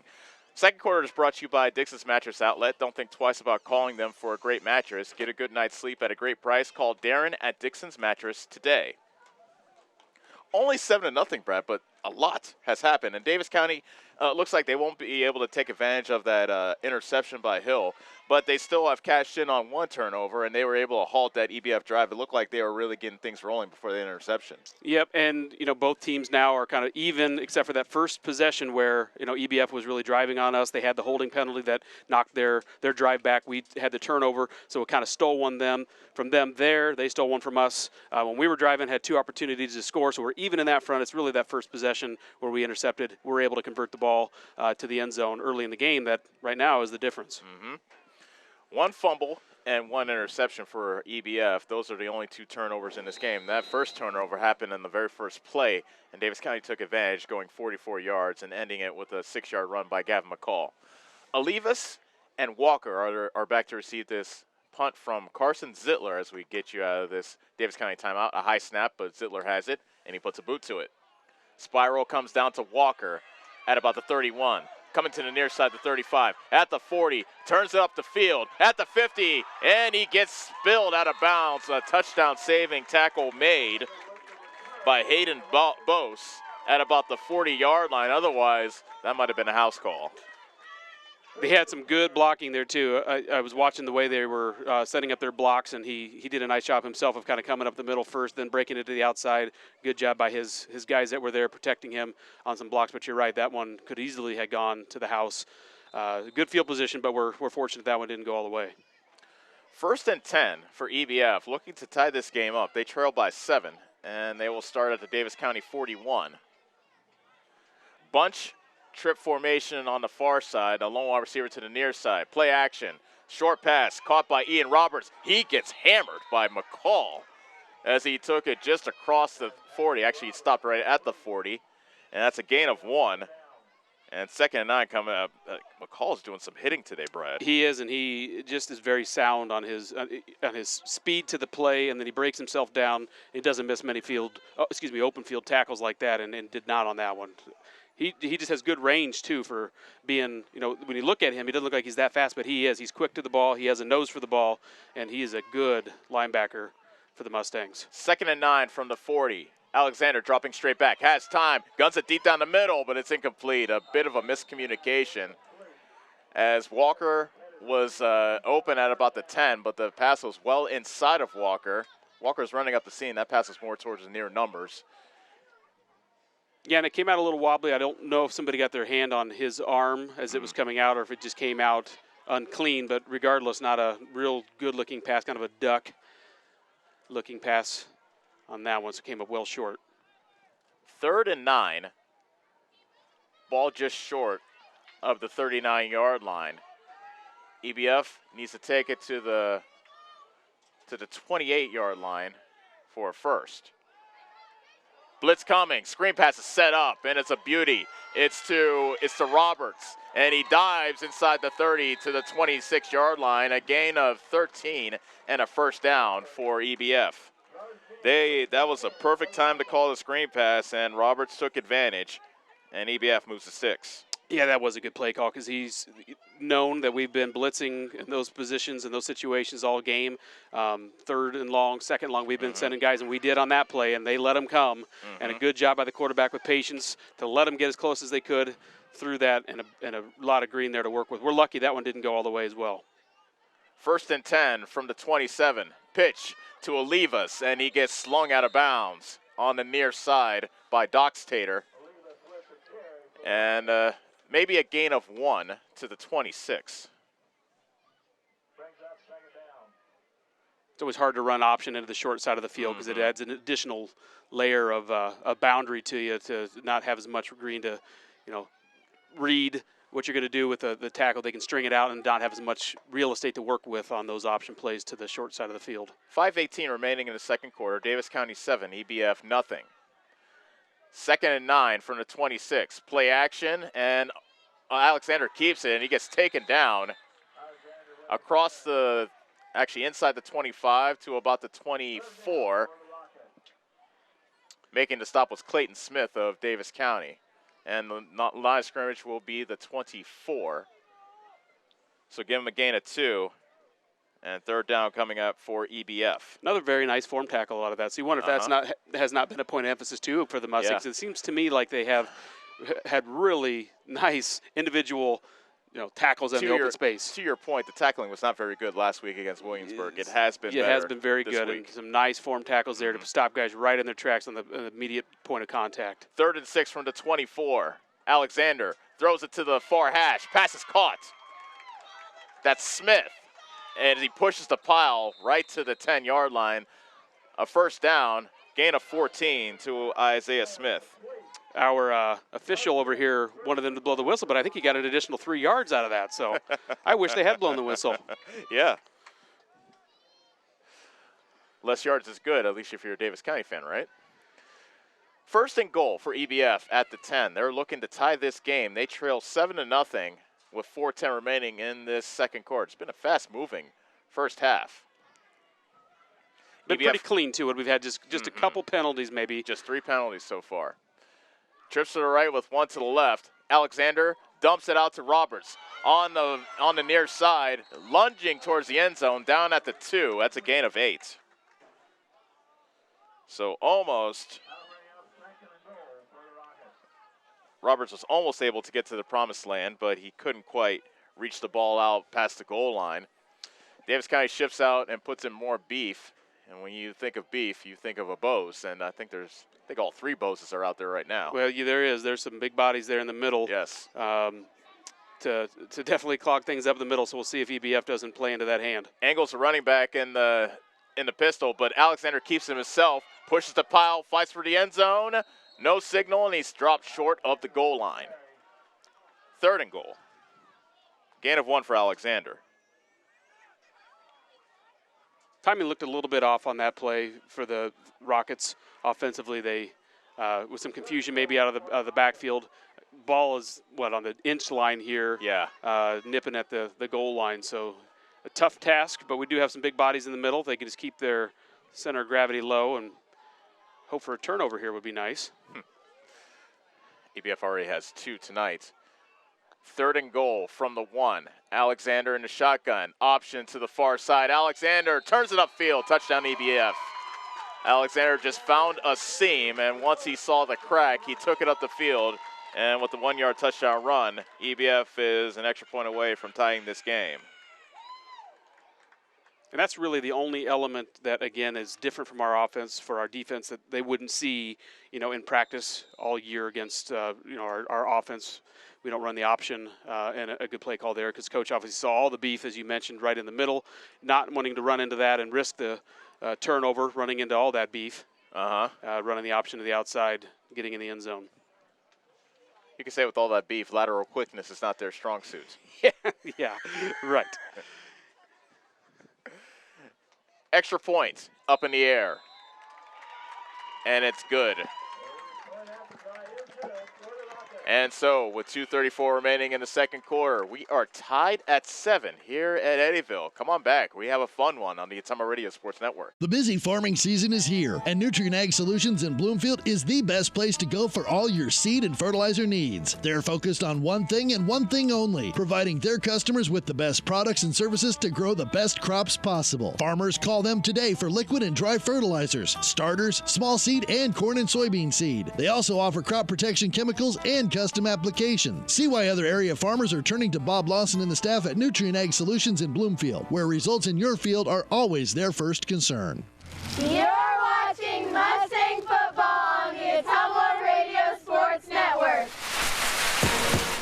9 plays, 41 yards, taking almost 4 minutes off the clock, and ending with an Alexander 1-yard touchdown run. EBF has tied this game at 7. Here in Eddyville on their homecoming. And probably the biggest play, Brad, was even before the EBF offense came on the field, that big punt return that was made by Kalen Walker. Yeah, you're right. In these tight games like this, when you're seeing an opponent who's right on your level of play, special teams will definitely come into play. There's the kick. High spinner coming down at the 13. Going up the far side of the field is Caden Glosser. Up the sideline, still on his feet, and he gets brought to the turf. Short of the 35-yard line. Making the stop was Daniel Hartman of EBF.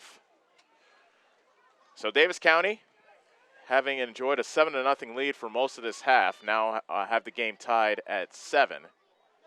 And we'll see what Carson Mader and the rest of the Davis County offense has in store. They have one timeout left with 2:26 left on the clock until halftime. Keep in mind, they do get the ball first to begin the third quarter. First play of the drive is a handout to McCall. Dancing in the hole now, surges forward across the 40 to the 42-yard line. Some fancy footwork by McCall. Gets him a gain of 8. That was good vision, and he had just good lateral hops there to avoid the tackles. Made a nice gain out of what looked like was not going to get going to make it 2nd and short here. Davis County hurries up. McCall again. Sheds a tackle. Sheds another. Runs up the far side, and he lunges past the sticks, and he has a first down across the 45 to about the 46. 4-yard gain, and thanks to the combined 12 yards for Gavin McCall, Davis County moves the chains. Yeah, it's good to see that because I think what they have done is gone to more of a man-to-man on the perimeter to put more bodies in the middle and respecting the run. But we are man-to-man out here, so that's something to watch as this progresses to see if we can get the ball into our playmakers out here on the perimeter. 1st and 10 from the 45. Low snap, but Mader has it. Fires over the middle. First catch for Reeves, and he makes a move. Stiff arms Roberts as he gets taken down at the 41-yard line. A bit of a stiff arm Heisman pose from Dalton Reeves. A gain of 14. First down, Davis County. I really like that play call because, like I just said, coach recognized that they were in a man-to-man. When he went in motion, a linebacker had to go with him. The athleticism of our receiver against a linebacker, we'll take that any day. And now they're respecting it with a zone look on defense. Pass on the far side. That's caught by Collier, and he gets hit immediately at the 35. That's a gain of 6. And the first catch for Clay Collier. 2nd and 4 from the 35. Davis County moving in a hurry up. We're tied at 7 with 1:24 remaining until halftime. Mader tosses over the middle. Incomplete off the hands of the intended receiver, Glosser. Had it in his hands. It was a bit behind him, but he still probably had a pretty good chance of catching that, Brad. Yeah, I don't think Mader ever got a good grip on it. It didn't look to me like he got his hand on the seam. He was still kind of fumbling with the ball, trying to get it on the seams, and then decided he just had to throw it. Didn't come out clean to me. And like you said, half a step to a step behind the receiver. Again, timing just off there. Those are key moments in the game when those timing issues like that can sneak up on you. 3rd and 4 from the 35. Mader tosses to the far side, and it's incomplete. Actually, he was coming to the near side looking for Reeves. He threw it over his head in the flat. And now 4th down coming up with 1:13 remaining in the second quarter. Tied at 7, and Davis County staying aggressive keeps their offense out in the field.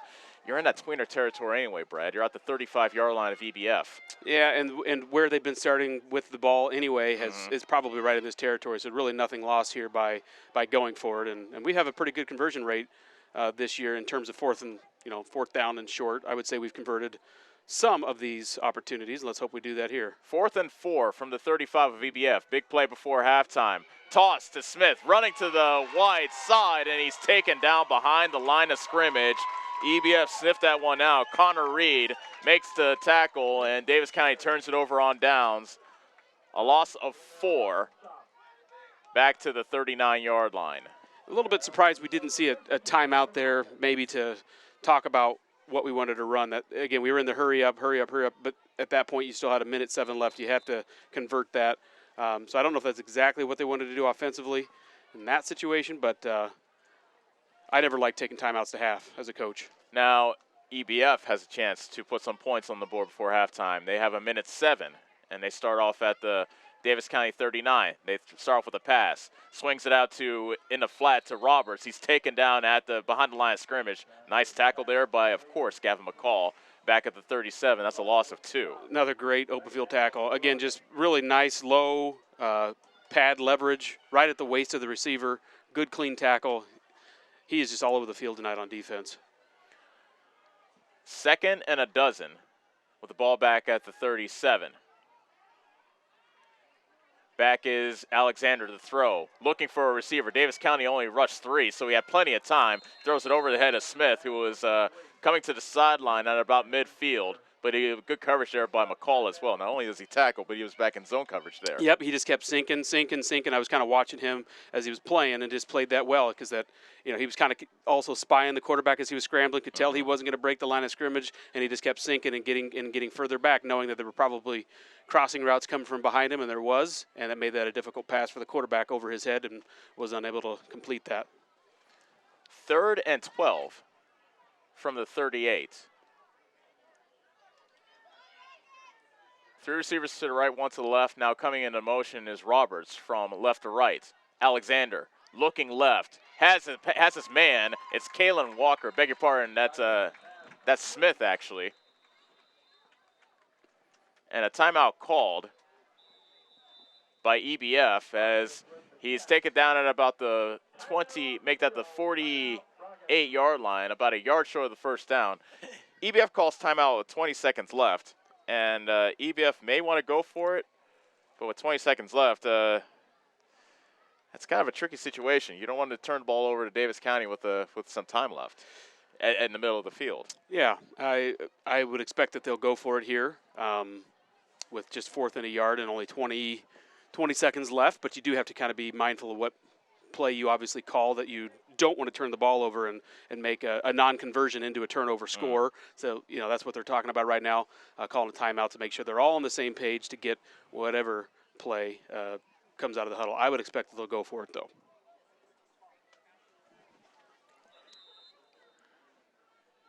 EBF and Davis County are tied at 7 with 20 seconds remaining in the second quarter. It's been a good game so far, and this is just the first half.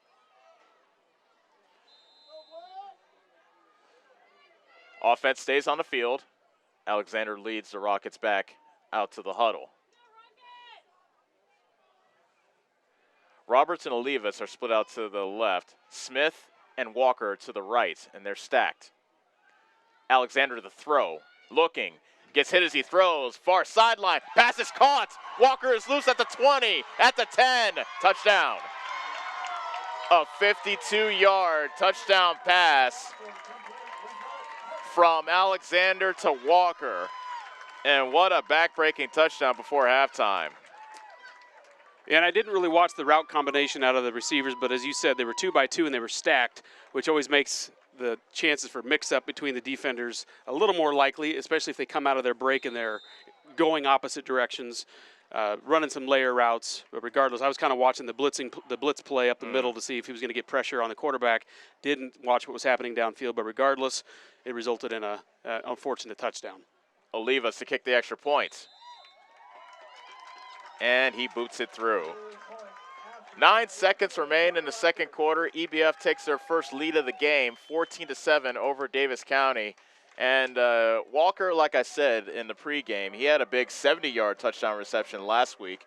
Davis County was able to keep them bottled up until the very end here in the second quarter. That was the first catch by Walker, a 52-yard touchdown. Yeah, he's not a real big guy, but he had some good speed once he got the ball and caught it in stride. Actually didn't catch it in stride. He kind of had to wait for the ball to get to him, but once he did and kind of weaved his way back to the middle, he showed some good speed. So he's not a real big guy, but a nice receiver, has some good speed. And again, I wasn't watching the route combination. I'd like to, go back and see what that was to see if they were doing like a slant fade, which is tough to cover out of that stacked twin receiver set, something. But regardless, he was pretty open to have time to wait on that ball to get to him.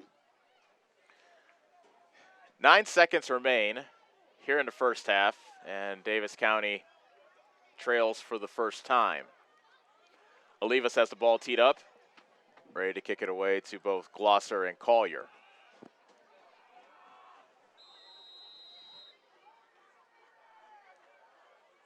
Here's the kick by Olivas. A bouncing kick that is taken by one of the upbacks. I believe that's Clayton Smith. And he gets slung down.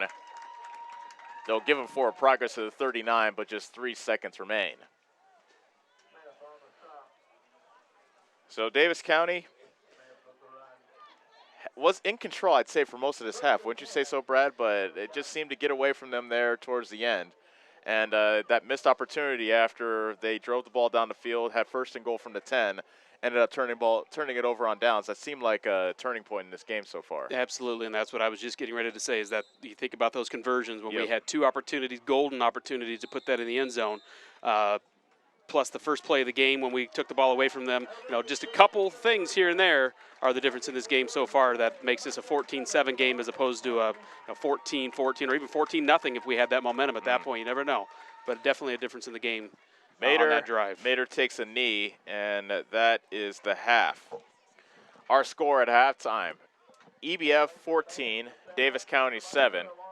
We'll take a break, and when we come back, we'll start the Panos Dance Studio halftime show. Call Tiffany to get your senior pictures and family pictures taken today. Check them out on the Panos Dance Studio page.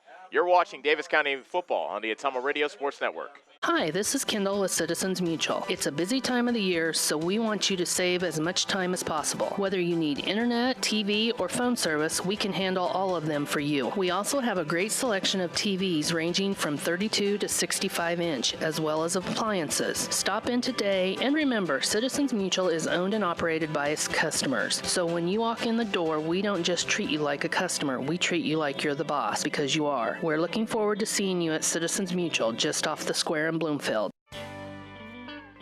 Whatever your vehicle needs, Rob and the staff at Davis County Tire and Davis County Truck and Alignment in Bloomfield can handle it. Need tires? They sell almost any brand and have the most competitive prices. Davis County Tire also has RV, wheelbarrow, ATV, and farm tires. If it's round, black, and rolls, they've got you covered. Stop and see Rob and Jody and the team today at Davis County Tire, behind Shopco in Bloomfield.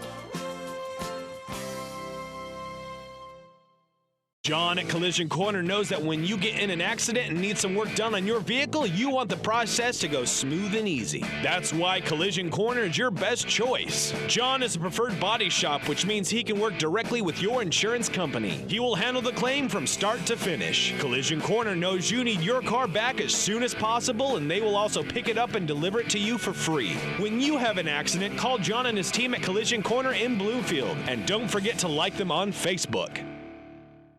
Keys Foods in Bloomfield has been serving the Bloomfield area since 1969 with quality cut steaks, ripe seasonal produce, scrumptious bakery cakes and sweets, fresh dairy products, and of course tasty smoked meats. We also have available hunting licenses, stamps, money orders, and gift cards too. Open till 9 p.m. every day. We pride ourselves in providing small town service in a big way while keeping up with trends and latest items across the country. Yes, Keys Foods is your hometown grocery store and so much more. Keys Foods, where we always take your groceries out to your car. Proud supporter of the Davis County Mustangs. Go Mustangs! Go Mustangs! Go Mustangs! Go Mustangs! Go Mustangs! Go Mustangs! Go Mustangs! Go Mustangs! Go Mustangs! The Davis County Mustangs would like to thank the community for their continued support.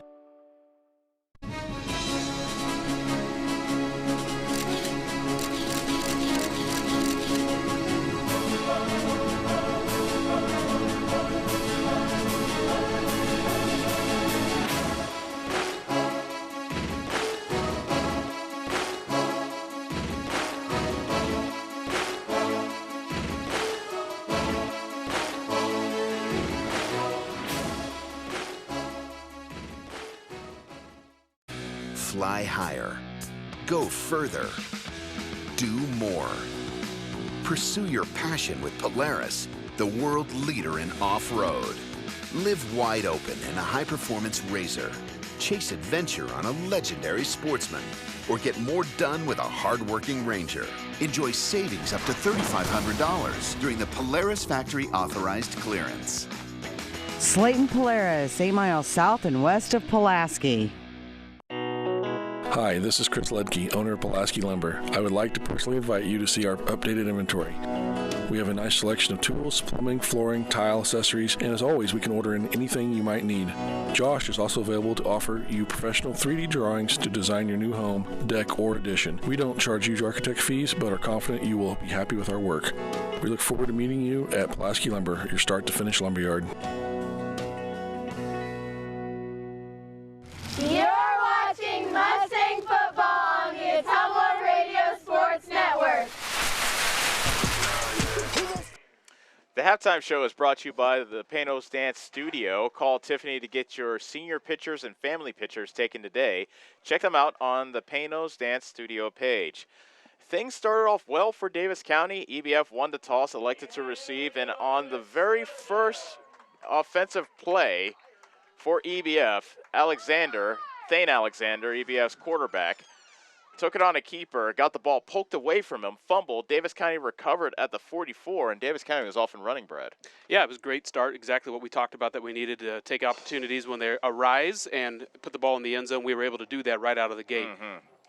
It was a 9-play, 44-yard drive, and Gavin McCall capped things off. His first rushing touchdown of the season. He does have a receiving touchdown this year as well.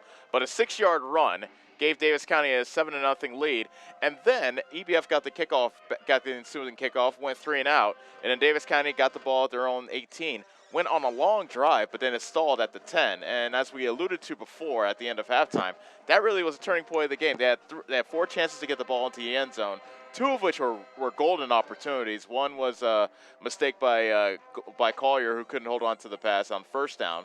On 4th down, McCall leaked out of the backfield, wide open in the end zone, but Mater missed him.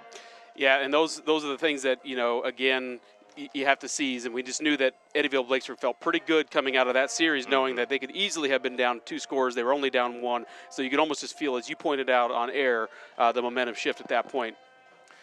But give Davis County credit. EBF got the ball back at their own 10. They did drive down the field, and they actually, at the end of the first quarter into the second quarter, got it all the way down to the Davis County 18-yard line. But then Caden Hill, who was starting on the offensive line, made a play on defense with an interception. Yep, played middle linebacker. He sank and did his job sinking into the zone, was in the right place at the right time. That ball looked like it was delivered to him on purpose because it hit him right between the shoulder pads, right in the chest. He made a good play, and a big turnover at that point in the game. It was a big turnover. However, Davis County could not take advantage. They went 3 and out. And then EBF got the ball actually after a very good punt return by Kalen Walker, and that was one of the big plays of the first half. Line scrimmage turned out to be the Davis County 41, so great field position for EBF, and the Rockets take advantage. 9 plays, 41 yards, ending with a 1-yard touchdown run by Thane Alexander. I wasn't quite expecting Alexander to be quite the threat with his feet like he's been there in the first half. Yeah, that's they're pretty well balanced. When we've started kind of keying on certain things, then we saw that option come out. Then, we've seen the receivers break loose a couple times. They have number 10 for them, who's Isaiah Smith, is a nice target. Yep. And has nice presence to go up and get the ball. So again, balanced. And then Kalen Walker, made a big play there right before half, where he caught the ball. Somebody either slipped or they got mixed up in the secondary because he was wide open, waiting on the pass, caught it, cut his way back to the middle, and outraced the Mustangs to the end zone. So that 1-yard touchdown run by Alexander tied the score at 7. Davis County then, they moved the ball pretty well as we were getting towards the end of the first half. However, they were faced with a 4th and 4 at the EBF 38, and then they go with the pitch to the far side, it was a sweep. Kind of a sweep, yeah. It was a sweep to Clayton Smith. EBF snipped that out, 4-yard loss, turned the ball over on downs, and then a couple plays later, Alexander hits Kalen Walker on a 52-yard touchdown to give EBF their first lead of the game. Yeah, and that was right after a timeout, which I thought we could have and probably should have called a timeout. Yeah. To kind of, it was a big play in the game. You wanted to, if not score, you wanted to at least run the clock out, so not to give them an opportunity. Sure. We didn't convert, as you said. They made a big play on defense. If you're a Rocket fan, and they converted not too many plays later offensively after a timeout of their own. So that's our score. Davis County got the ball back, but then there was only a couple seconds left. Mater took a knee, and that took us into halftime. So that's the story of the first half. 14-7 is the EBF lead. We'll take another break. We'll tell you about the totals as far as yardage is concerned, and some adjustments that Davis County may need to make here in the second half to come out on top.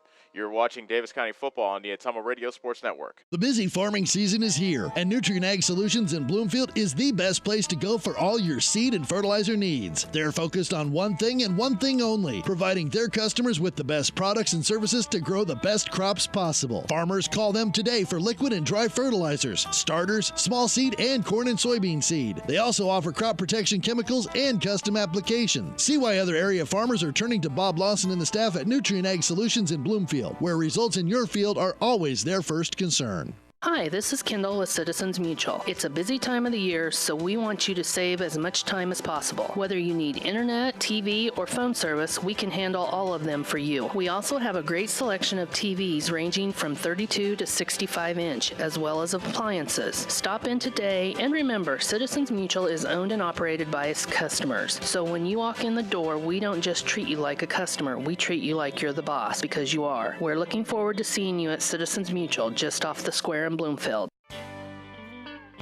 Whatever your vehicle needs, Rob and the staff at Davis County Tire and Davis County Truck and Alignment in Bloomfield can handle it. Need tires? They sell almost any brand and have the most competitive prices. Davis County Tire also has RV, wheelbarrow, ATV, and farm tires. If it's round, black, and rolls, they've got you covered. Stop and see Rob and Jody and the team today at Davis County Tire, behind Shopco in Bloomfield.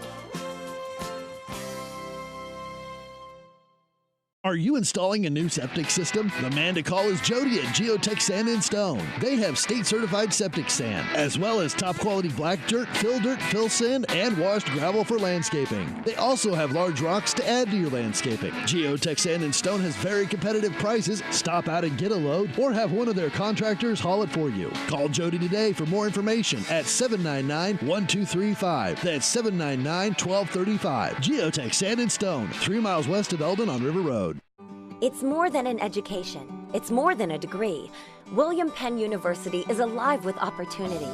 Opportunity in a diverse student body. Opportunity in a staff that works with your budget. Opportunity in over 30 programs of study. Opportunity in a classroom where your voice is heard. Find your future and the opportunities waiting for you.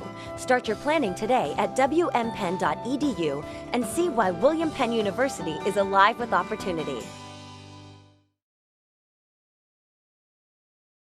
This is Sherry Lawson. Hey, all you Davis County Mustang fans, the agents at Northside Insurance are just like you. We support the Mustangs too. We are proud to live in Bloomfield, where we help families like yours with auto, home, business, farm, life, and retirement. Get the professional coaching you need to win at life. Give us a call at Northside Insurance in Bloomfield and Centerville today at 664-2362. Go Mustangs! Nationwide is on your side. Nationwide Mutual Insurance Company and Affiliates, Columbus, Ohio.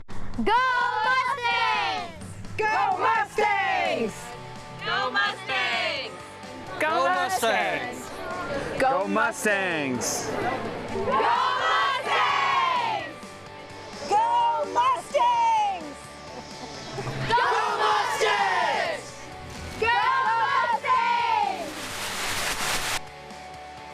The Davis County Mustangs would like to thank the community for their continued support.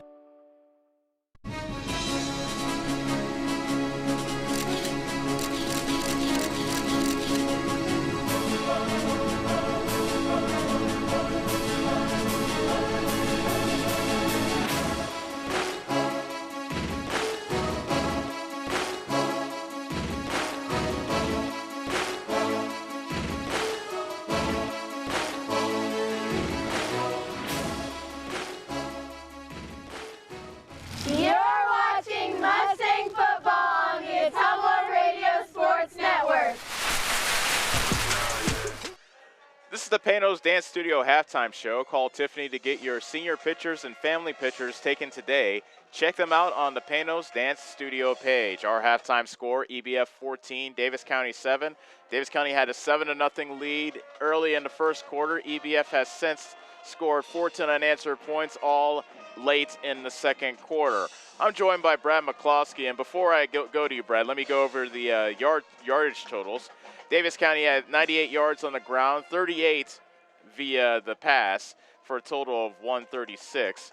EBF, these are all unofficial, by the way, 54 yards running, 117 passing, a lot by that 52-yard touchdown right before halftime, for a total of 171. So you had some time to ruminate. As far as adjustments, Davis County's right in this game.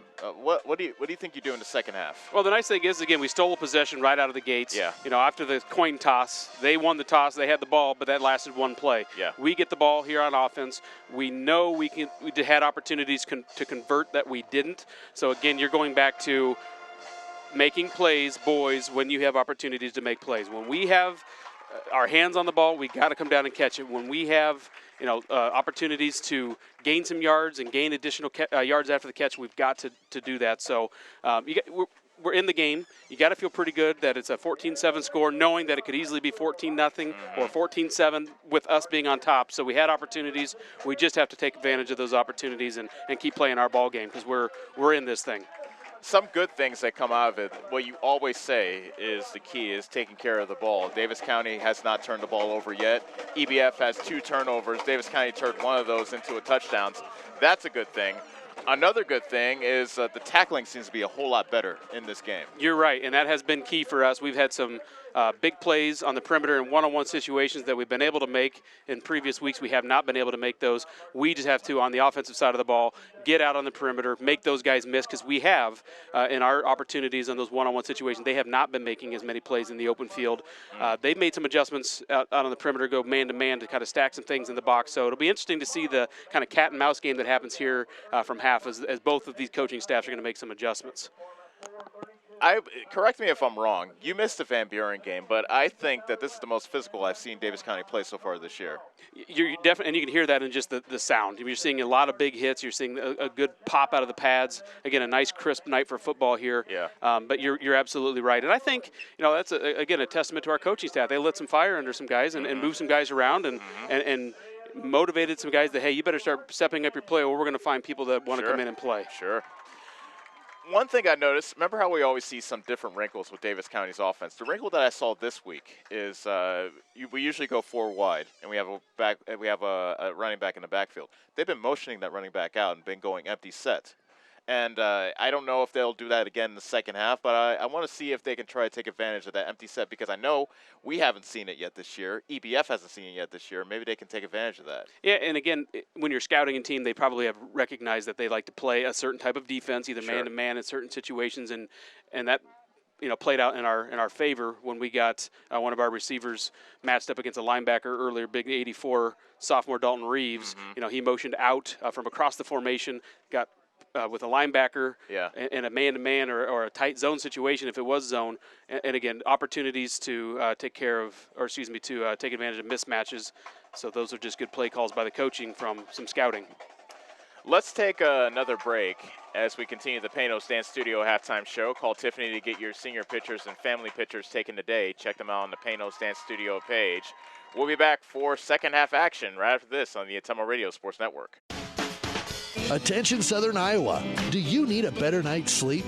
Maybe it's time to get a new mattress. Dixon's Mattress Outlet in Bloomfield has the most competitive prices on new mattresses in all different sizes. Darren sells camper mattresses, commercial bedding, rollaways, special order sizes, bed frames, and mattress protectors. Call Darren today and he'll meet you at the warehouse. Dixon's Mattress Outlet, 641-664-3060. That's 664-3060. This is Milo Wells, your pharmacist at Wells Hometown Drug in Bloomfield. When you need prescriptions, stop in and see me. If you aren't a current customer, we will help you fill out a new patient form, which takes less than 5 minutes. We have a lot of over-the-counter items and have vaccines. We are here 6 days a week and offer free delivery in Bloomfield and surrounding areas. I pride myself on professionalism and small-town customer service, and our pharmacy reflects those values. Stop in and see us at Wells Hometown Drug next to CarQuest in Bloomfield. David and Debbie Truitt, owners of Truitt Abstract Company in Ottumwa and Davis County Abstract and Title in Bloomfield, are proud to sponsor local sports in their communities. Truitt Abstract Company and Davis County Abstract and Title work closely with realtors, attorneys, banks, mortgage, finance companies, builders and developers, credit unions, and government agencies to ensure a prompt and accurate abstract or certificate of title. Abstractors are available Monday through Friday from 8 to 4:30 at Truitt Abstract Company in Ottumwa and 7 to 3:30 at Davis County Abstract and Title in Bloomfield. Go Mustangs! Go Mustangs! Go Mustangs! Go Mustangs! Go Mustangs! Go Mustangs! Go Mustangs! Go Mustangs! Go Mustangs! The Davis County Mustangs would like to thank the community for their continued support.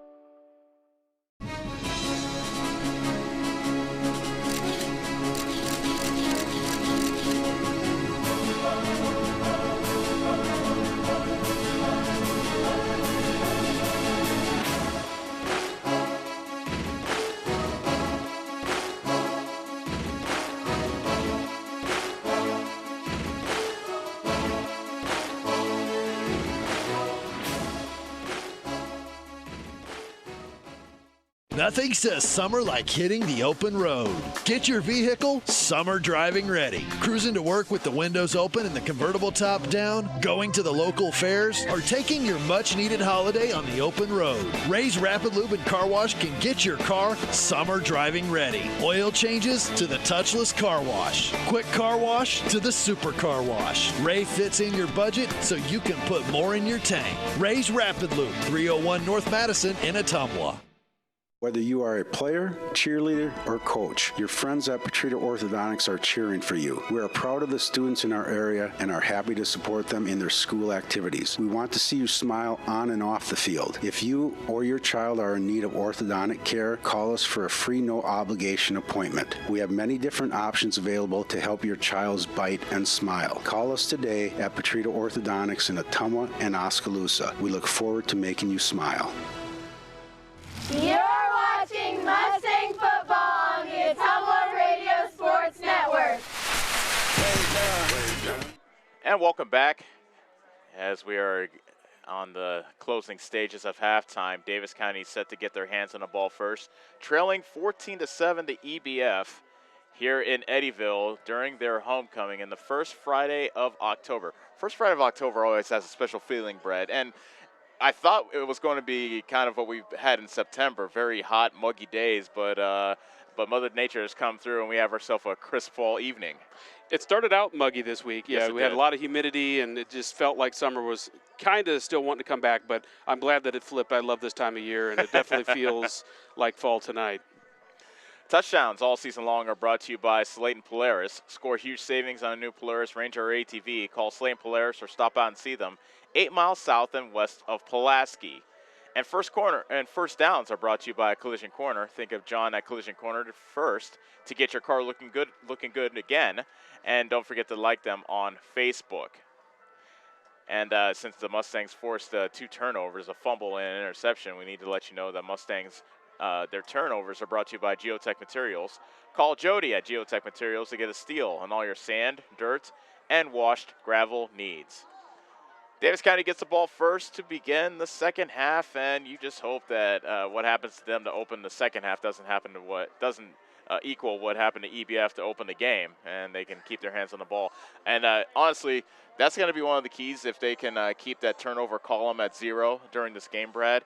And also, can Carson Mater get things going? He seemed to whether it's the receivers or receivers dropping passes or him kind of misfiring, the passing game hasn't been clicking like it usually has been. Yeah, and there's been both. He's delivered some balls on the money, on the target that should have been caught, and he's also had just a little bit of extra air under a couple opportunities too that he probably should have converted. But you expect a few of those things. We just have to convert if we want to stay in this game and do what we know we're capable of doing offensively.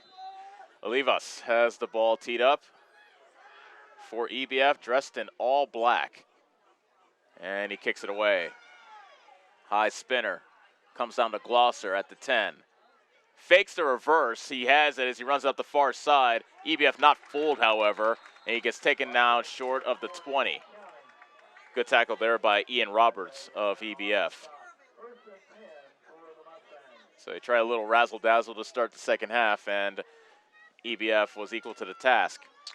Yeah, and we didn't touch a lot of people in the middle of their kick coverage. There was a lot of black surrounding the football there, so they weren't fooled, but they weren't also, a few of them weren't touched as they were marching down the field. 1st and 10 from the 19. Gavin McCall is a running back to the left of Mater, 2 receivers to each side. Mater takes a hip-high snap, hands it off to McCall, running straight ahead. Across the 20, spinning away from a tackler, and gets taken down maybe a yard to the 21, but that's about it. In on the stop was Isaiah Smith, among others.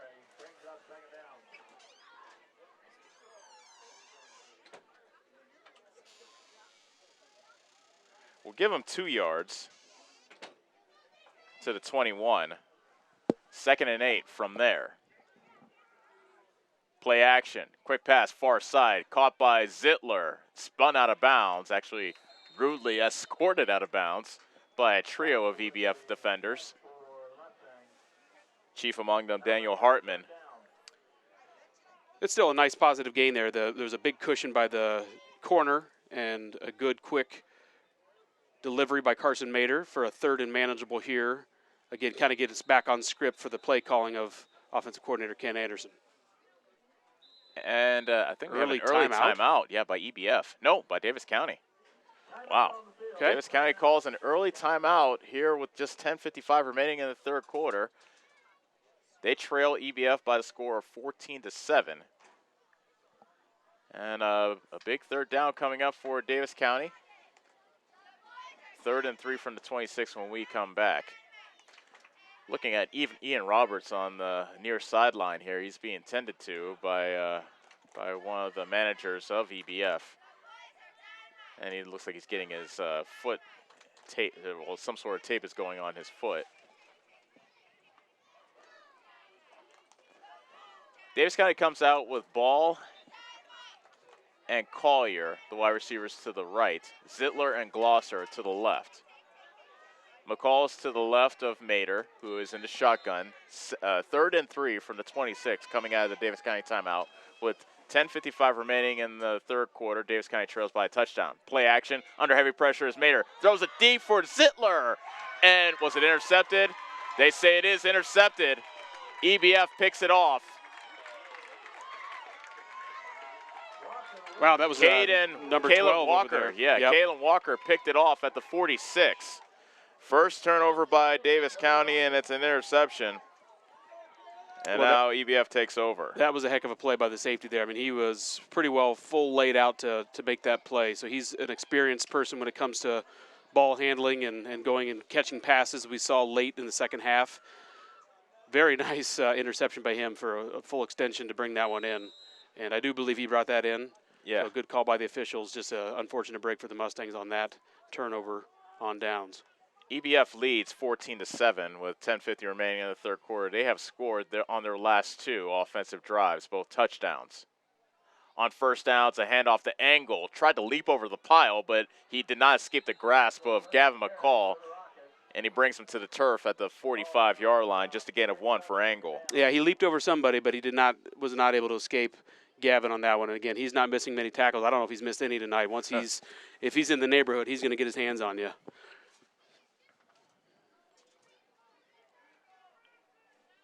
Second and 9 from the 45 for EBF, looking for their 2nd straight win.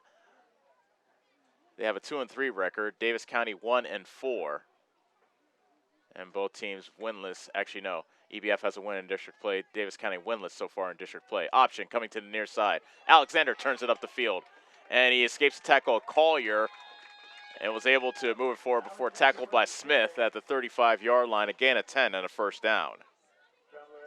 And there's that element again of their offense that we haven't seen much of this year. We've seen a lot of zone read. We've seen some flashy offense. We have not seen an option yet, and that's a nice wrinkle for them to be able to throw in there with a couple athletic players in the backfield, the quarterback and tailback position.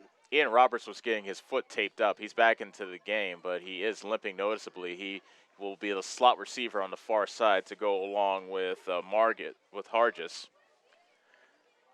Alexander tried to throw it over to Roberts in the right flat, but he threw it short of him. He got some heat from McCall, who hit him right in his sternum as he let go of that pass. Incomplete pass, second down coming up. A little bit of mix-up there, too, between the quarterback and the tailback. I believe that the quarterback was expecting the tailback to go to the other side on the fake. That was a designed pass play out to the flat. But, again, he had Gavin McCall putting his helmet right between his numbers, which always makes it hard to get anything off when you got somebody like that bearing down on you. Right. Smith and Hargis are the wide receivers to the right. Walker is the lone wide receiver to the left. Two running backs in the backfield. Givas to Olivas running straight ahead. Not bad yardage inside the 35 to close to the 31. A gain of about 4. Third and we'll call it 6 coming up for the Rockets.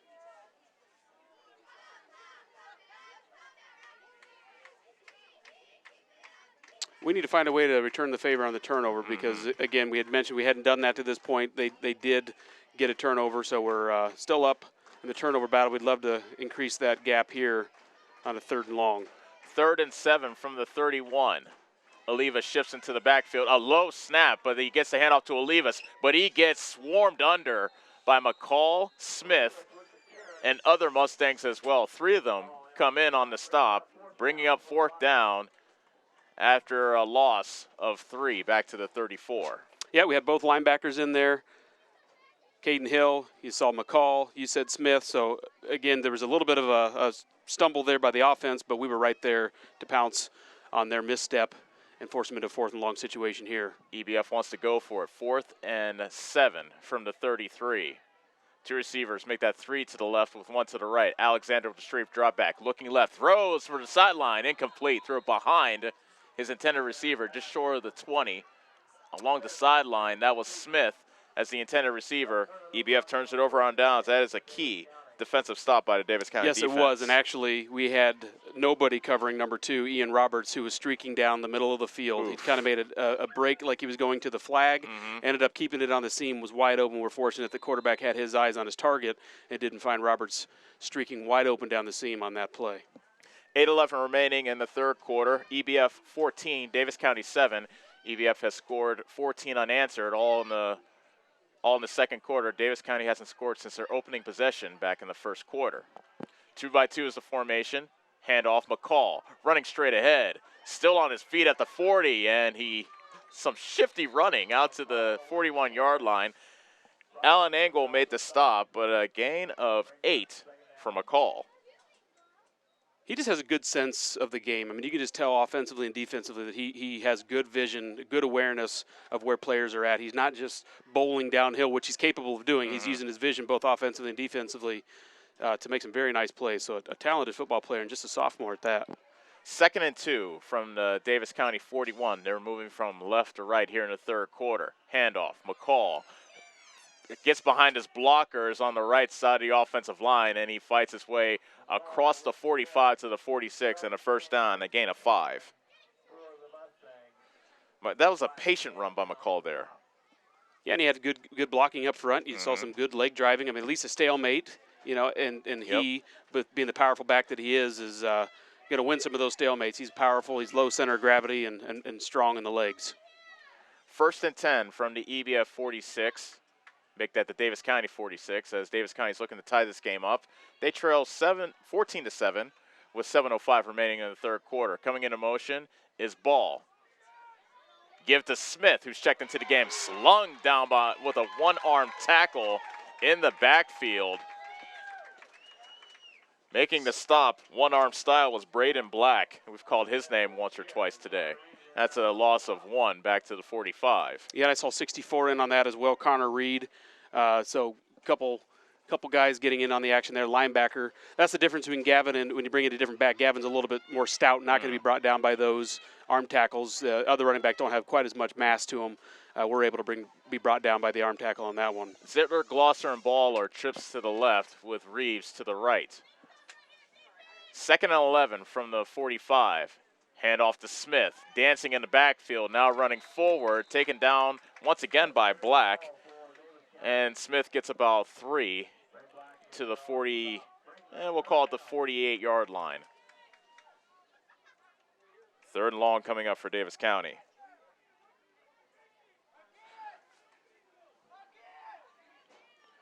Trips to the left with 1 to the right. And early movement, and one of the Rockets of EBF jumped across. That was Connor Reed.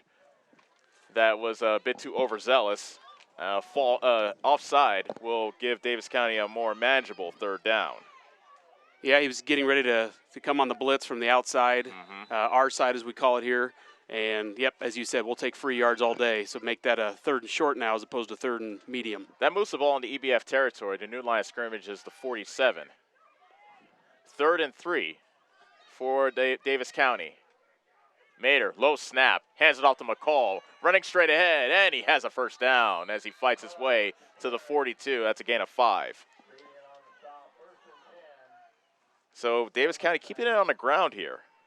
All runs so far on this drive since they took over after stopping EBF on downs on the previous drive. 1st and 10 from the EBF 42. McCall again. This time tries the left side of the offensive line. Swings it outside. Inside the 40 to the 39. Gain of 3. Good vision by him, but also as I'm watching our offensive line play, we are getting our hands and sustaining some blocks, which we hadn't done in previous weeks. We've kind of just bumped and released, and now you can see that the coaching has come through. We're starting to sustain some of those blocks. Gavin using his vision and his smarts to get a good gain there out of what looked like could be nothing. 2nd and 7 from the 38. McCall again puts his shoulder down as he steams straight ahead. 1st down at the 31 after a gain of 7. Well, and you're starting to see some frustrations exhibited, some extracurriculars there out of the Rockets. So that means that we're doing some good blocking, maybe a little bit of holding. That'll happen, though. If you're not getting caught, it's not holding. 1st and 10 from the 31. McCall up the middle, puts his shoulder down as he runs over Roberts, and he has a 1st down at the 19, a gain of a dozen. Yeah, and the officials are going to have to keep a close eye on some things here because that could have been a late hit after Gavin went down. So they're getting a little chippy out there, which you expect emotions to be behind a game like this, but we don't want it to get unclean and keep it within the confines of the game. 9th play of the drive. This has been an impressive drive so far for Davis County. 4:20 remaining in the 3rd quarter. They trail 14-7. All runs so far, and another run. This time is Clayton Smith as he turns his legs out to the 10. A gain of 9 for Clayton Smith.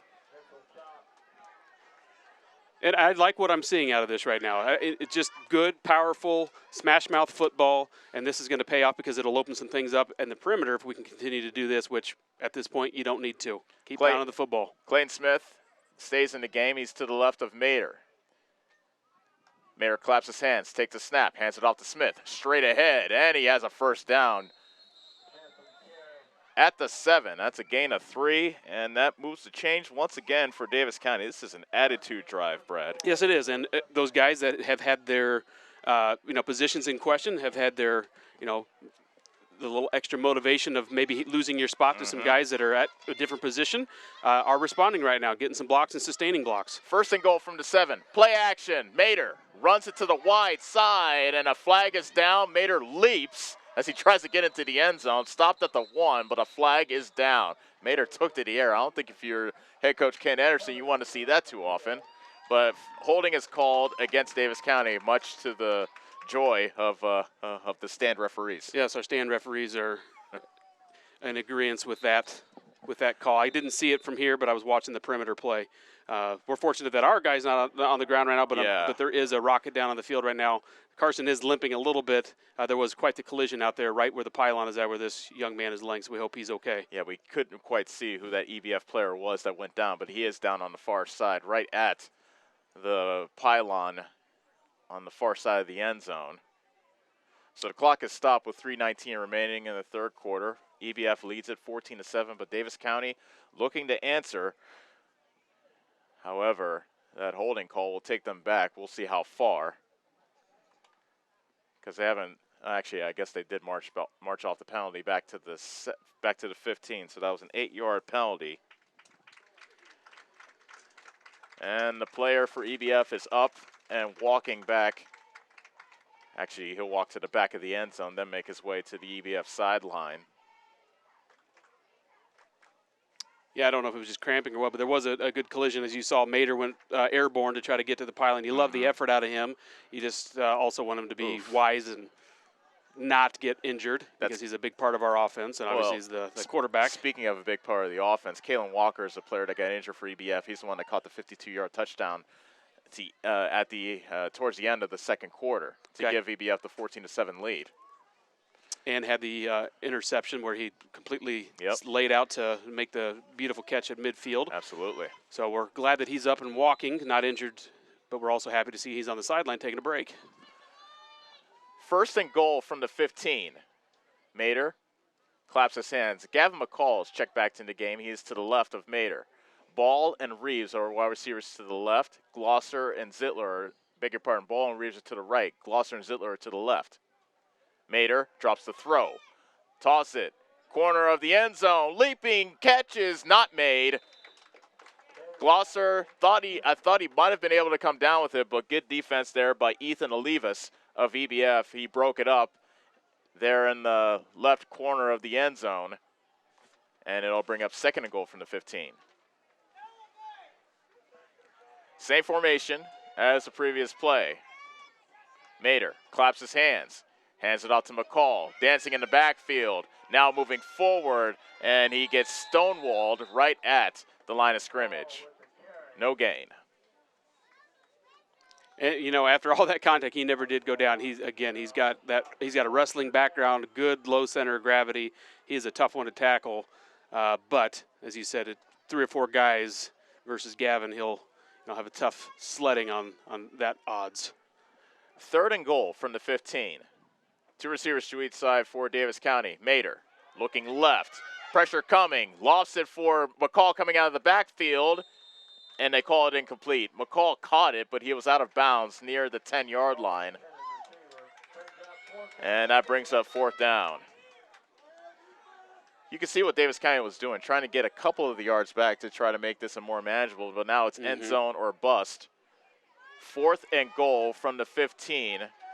With 2:12 remaining in the third quarter, Davis County looking to tie this game. They trail 14-7. Trips now to the right. That's Ball, Reeves, and Glosser with Zittler, the lone wide receiver, to the left. Mater looking to pass. Over the middle. Incomplete. Threw it at the feet of Glosser. Not a lot of zip behind that throw. Davis County turns it over on downs, and that puts an end to what was a 13-play drive, but Davis County comes up empty. Yeah, kind of back on his heels on that one. Just, again, he had a lot of pressure. Thinking about, the interception that happened a little while ago, he just, again, didn't have the follow-through and wasn't on his toes on that one, kind of more back on his heels. But the penalty, the big story on that drive that stalled us out with him, Mater sprinting around to the left side, had a hold, kind of stalled out our drive after a great pounding-style football series to get it down to where we were at. So now we have to have a big defensive stand here to keep the ball where it is on the field and not let them flip the field on us, and definitely keep them out of the end zone. EBF takes over on their own 15. Alexander on the option, coming to the near side. Some bone-crunching blocks laid down by his teammates, and Alexander gets twisted down across the 15 to the 17. There is some hitting going on today, Brad. Yes, there are, and they're 2 very evenly matched teams, evenly sized teams, playing with a lot of passion out there, so it seems some good popping, again, on this crisp Friday night. Some good football. A gain of 7 to the 22. And it's 2nd and 3 with 1:38 remaining in the third quarter. EBF with the ball up 14-7. 2nd and 3 from the 22. Running back to each side of Alexander. Handoff is to Olivas. Shakes away from an ankle tackle of Glosser, and he has a first down at the 30 after being brought down by Smith. That's a gain of 8. So Glosser had a chance to take him down short of the sticks, but he couldn't quite get Olivas to the ground. And EBF gets a first down. Olivas comes out of the game. He's replaced by Alan Angle. And I don't know where our linebackers were at on that one. They could very well have been blitzing, but there was a void in the middle of our defense right where that play was at. So it could have been just a good play call to go away from where the blitzes were coming. But there was definitely a void at the linebacker position there. They were either blitzing or got caught up in some traffic. Option coming to the near side on 1st and 10. The pitch is made, and what a hit laid on Ian Roberts by Dox Tater. Roberts is down. Dox Tater laid the wood to him back at the 30. Make that the 29, and Roberts is still woozy as he tries to get up. That was quite the hit that Brandon Dox Tater put on Roberts. Yes, it was, and he came up with the, I think the goal was kind of breaking his feet down, slid, and just a big collision. I think caught number 2 right in the middle of the chest, probably just knocked the wind out of him. Yeah. I'm hoping is all it is, but he has to come out for a play to catch his breath after a big collision. Again, a lot of popping going on. I like seeing that. It was a good, clean hit. Nothing malicious at all, just a good football play. 2nd and 12 from the 28. Handoff is to Olivas. Shakes away from the tackle of big Spencer Bowes. Actually, beg your pardon. That was Spencer Bowes that he shook away from.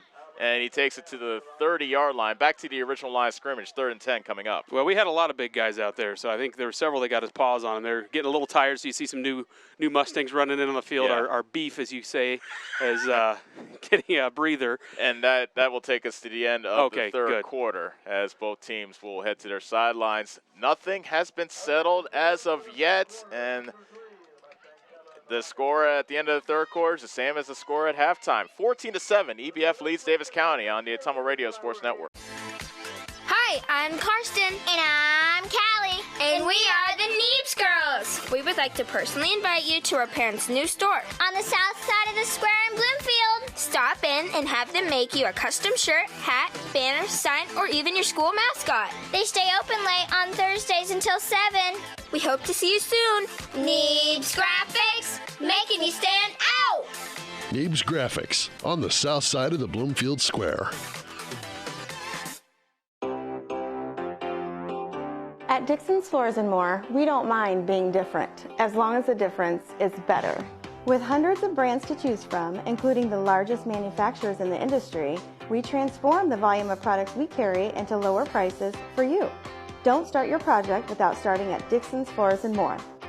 Mention you saw this video and receive 5% off your entire purchase at Dixon's Floors and More in Ottumwa. You're watching Mustang football on the Ottumwa Radio Sports Network. Welcome back to Eddyville and what has been a tight, taut game between Davis County and EBF. 14-7 is our score. Davis County had a 7-0 lead after scoring on their opening possession. EBF fumbled on the opening play of the game. Davis County took advantage, a 6-yard run by Gavin McCall, but then a touchdown run by Alexander, and then a touchdown pass by Thane Alexander to Kalen Walker, 52 yards, gave EBF a 14-7 lead. They took that into halftime. The teams played to a stalemate in the third quarter, and now the first play of the fourth quarter will be a 3rd and 10 from the EBF 30. Davis County looking to get off the field and get their hands back on the ball so they can potentially tie this game. And as we expected, these are two very similar teams, and they're playing each other nearly to a stalemate at this point. Eddyville on top, but we've taken advantage of a couple of turnovers, and we hope to get another one here on 3rd and long. 3 receivers will be out. Blitz coming for Davis County. Alexander throws it, and it's a completion to Hargis right in the backfield, and it was a wide receiver screen, but hit immediately. Hargis was. And Dalton it's a Reeves. loss. Yeah, Dalton Reeves hit him back at the 25. That's a loss of 5. And EBF is going to kick this one away. So the first play of the fourth quarter turns out to be a pretty good one for Davis County, and for all intents and purposes, looks like they'll get their hands back on the ball. Again, they're just playing each other, very balanced here. They've been executing a little bit more. They have a little more options on offense than we do, but pretty balanced at this point by both teams. A high wobbler. Davis County stays away from it. It takes an EBF roll to about the 36. That's where Davis County will take over after the EBF punt. 11:15 remaining in the ball game. EBF 14, Davis County 7, and it's that last drive that Davis County had, Brad, a lot of runs, attitude, and then a holding penalty kind of short-circuited things, and that kind of prevented them from taking advantage of that. But still, they maybe found some things in the run game that last drive. Yeah, and I sure hope so, because that's kind of been a missing element from our offense. We've been able to get a few of those, but nothing like we saw there in that series where they were really able to sustain that for an entire series. Handoff to Smith. Tries the right side of the offensive line, and he gets right in between the tackle and guard, and he surges out to the 41 for a gain of 5. And it took a big pop there from number 64, Connor Reed, who we've called his name a few times tonight. He had a welcome to welcome to Eddyville. Yep, welcome to Eddyville stick there on that play. We've been providing those ourselves, but that time he returned the favor. 2nd and 5 from the 42. Glosser and Zittler are the wide receivers to the left, with Reeves and Collier to the right. Mater throws for Zittler. Incomplete. Flag is in. Olivas was defending Zittler at the EBF 45-yard line. It looked like he grabbed him by the hip and turned him, and that's why the flag came in by the back judge. He did. I think he did. Call. He had a hand on him a little bit early and was kind of disrupted the play. Are you surprised that our fan officials disagree? I'm actually shocked. Yeah, Brad. Me too.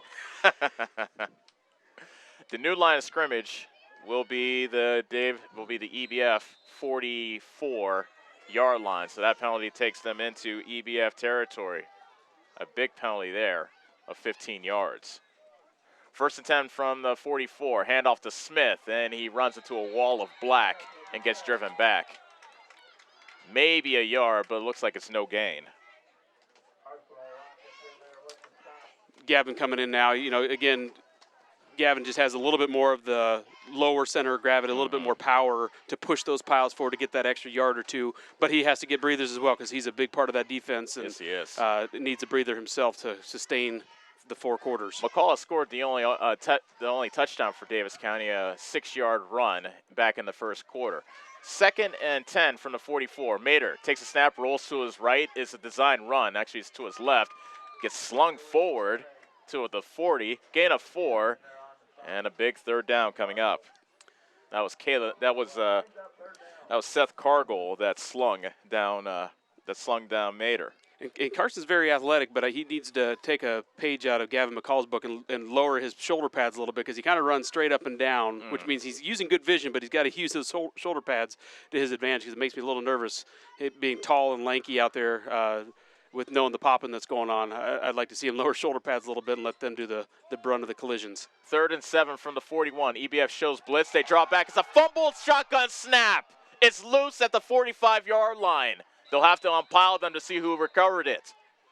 Mater did not know where the ball was. It was a low snap. EBF ball. Goodness gracious.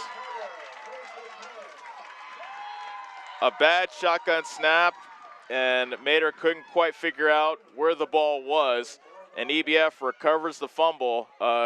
Huge turnover here in the 4th quarter with 9:12 remaining. Yeah, and that really just has been the story of our season right there. This one far from over, don't get me wrong, but that just really has kind of been our script and unfortunate setbacks when we get things rolling and we kind of get some confidence going. We start moving little. Again, a low snap, what could be a little minor thing turns into a really big deal, a turnover midfield. EBF has a 14-7 lead. They take over 1st down. Roberts gets the carry, hit immediately by about 5. I'm not joking. Mustangs. Smith, Dox Tater. Yep. And guess who made the initial contact around the ankles? I would guess Gavin McCall. Gavin McCall was right there, had him around the ankles. Cleaning him up was 52, Caden Hill. So, again, a slew of people there, but it's good to see your linebackers in there making the plays.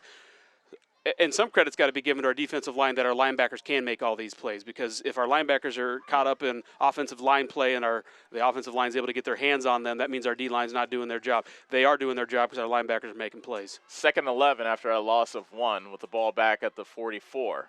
Alexander runs the option to the far side. He keeps it, and he tries to turn it up the field, and he gets brought to the turf at about the 49. So a gain of 5 and a big 3rd down coming up here in this ball game. This is big. I mean, this really feels like this is a must-stop. Third and long, because it's more than half the stick length. 3rd and 6, 3rd and 7. 6. Yeah, we'll call it 6. In that zone, this really does feel like a must-stand if you're a Mustang fan. Ball is just short of the 49. So 3rd and 6 from the 48 coming up. 7:47 remaining in the 4th quarter. EBF 14, Davis County 7. And on 3rd and 6, option coming to the near side. Alexander hit at his knees, dives forward to midfield. Good tackle there by Hill to chop him down. And just a gain of 2 to midfield. 4th down coming up at midfield. EBF has a decision to make. Again, really nice, solid play out of our linebacker. So something has been adjusted from weeks past. It's difficult to say exactly all the adjustments. I'm sure there's many of them between the defensive line play getting their presence known, so the offense has to respect them. But our linebackers are in nearly every play, and that's exactly what you want. They're the playmakers on D. EBF wants to kill some clock. Brian Kaler is standing right by the official on the near side as he waits for the back judge to raise his arm to indicate how much time is left on the clock, on the play clock, as we are ticking down inside of 3:45 now. Make that 6:45. A flag is down, and they call it delay of game. So he just wanted to take delay of game penalty. He didn't even want to call a timeout. He takes a delay of game penalty with 6:44 remaining. Interesting. Yeah, that will take him back. He just wanted to kill a little bit of clock. Kind of early to play a clock killing. It is when you're 7-minute mark of the game, unless he's got a punter who he's really confident in his foot and doesn't want it to go through the end zone to give him that extra 20 yards. I mean, you see this a lot in the college level and the pro level where you're worried about that extra boot out of your punter. So maybe he's got an impressive punter and he just wanted to give him a little extra cushion. That's the only explanation I see out of that scenario. I like your explanation, Brad. That's more than what I could have came up with, so I'm impressed by that. Punt team is out for EBF. And back to receive this punt for Davis County is Caden Glosser. Ethan Olivas waiting back at about the 30 to kick this one away. Rush is coming. Olivas gets rid of it. Low line drive. Bounces, and Collier, I beg that, Glosser lets it bounce inside the 15 to about the 13. That's I've noticed that the Davis County punt returners haven't really been able to catch the ball on the fly, and that may be because it's a low wobbler and they haven't been able to run up to it. Maybe they've been instructed to stay away from it, but the rolls have really been favoring EBF on those punts. And those are tough to field, and you'd rather get away from it in that situation and count your lucky stars that we are going to be able to have another possession after the turnover, what was a big spot on the field, 50-yard line-ish for the turnover. So, again, get away from it, give our offense an opportunity to do something with the football. 1st and 10 for Davis County at their own 13. Handoff, McCall running right, and the ball came out after he got taken down, and it's a loss. Back to the 10-yard line. Looks like a loss of perhaps 3. Yeah, it's just a matter of time. We're going to have to get our passing game back re-involved in this game. They're starting to stack back in the box against what we had going with Gavin and some of our other tailbacks contributors. We're going to have to get something established on the perimeter to open that back up. 2nd and 13 from the 10. Mader throwing deep. Zittler's open, but he overthrew him at the 45. Zittler was open on the near seam, and Mader just slightly overthrew him. That would have been a 90-yard touchdown. Yeah, and he had him by 3-4 steps. He had him. He did have him wide open. Yeah, and, he had Kalen Walker beat. that's yet another one you would like to have back, because again that was going to be a touchdown had that connection been made, and it was there, and we knew that was just a matter of time before we saw something like that happen. We got to get that established. 3rd and 13 from the 10. Pass to the outside. It's caught by Glosser. Lost his footing. Actually, he's grabbing his right leg. Oh, this might not be good. He's down at the 15-yard line, but the clock is stopped, and Glosser is down on the ground, not feeling all that great at all. No, kind of laying in an awkward position with his right knee. Brian Kaler, the head coach of EBF, immediately ran out to the field to check on Glosser, and he's telling his players to take a knee, because obviously it looks serious enough to him where he wanted to go out and check on Glosser himself. Yeah, I don't know all what happened there. He did lose his footing. I'm just hoping maybe he hyperextended his leg a little bit and there's nothing torn, but you can tell he's in quite a bit of pain. Yeah, that was a 5-yard gain by Glosser. That was his second catch of the game. That's the first completion of this fourth quarter by Mater. He's only completed 2 passes here in the fourth quarter. Well, fortunately, it looks like they're just working his calf, like maybe it was just cramping, because I see the trainer for the Davis County Mustangs just kind of rubbing the calf, working the calf a little bit. Let's just hope that would be the least of your worries if it was just cramping. Well, yeah, that's the thing. You would think that with it being so cold or cool outside, that cramping would be over and done with. That's more of a hot weather thing. But yeah, you're right. Glosser pops right back up, runs to the sideline, and he is no worse for wear. That was a 5-yard completion from Mater to Glosser on 3rd and 13. So it's still 4th and 8 from the 15-yard line of Davis County. They'll have to kick this one away, you would think. Yes. Although 5:45 is left in the fourth quarter. Davis County trails 14-7. Zittler comes out to kick this one away, and dropping back to receive is Kalen Walker. He had a big punt return back in the first half that set up an EBF touchdown, their first. And he was dinged up a little bit ago, so he's back on the field. And Zittler got the kick away. Bounces at the 48 and out of bounds, and that's where it is marked dead at the EBF 48-yard line. Good job by Zittler just getting rid of that. He had to get that around somehow. Ian Roberts, I'm not sure how crashing. He did that. You're right. Yeah. He was in his face. So a good punt with a lot of pressure, and a beautiful punt actually, because it landed in bounds as it was sailing towards the sideline. But beautiful punt from his own end zone. All right, so let's set the stage. 5:35 is left in the fourth quarter. EBF leads 14-7. Davis County has 2 timeouts remaining if they want to try to stop the clock, but you figure if EBF gets 2 first downs, that'll put Davis County in a really bad spot. Although if you're a Mustang fan, no first downs would be most preferable. 1st and 10 from EBF 48. Handoff is to Angle running straight ahead. He gets hammered right at midfield by McCall along with Hill. Gain of 2, and that will bring up 2nd and 8.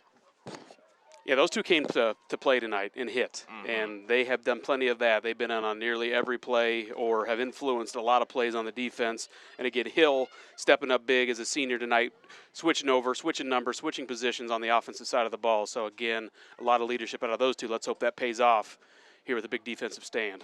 2nd, and we'll call it 7 from the 49 of Davis County. Alexander in the shotgun.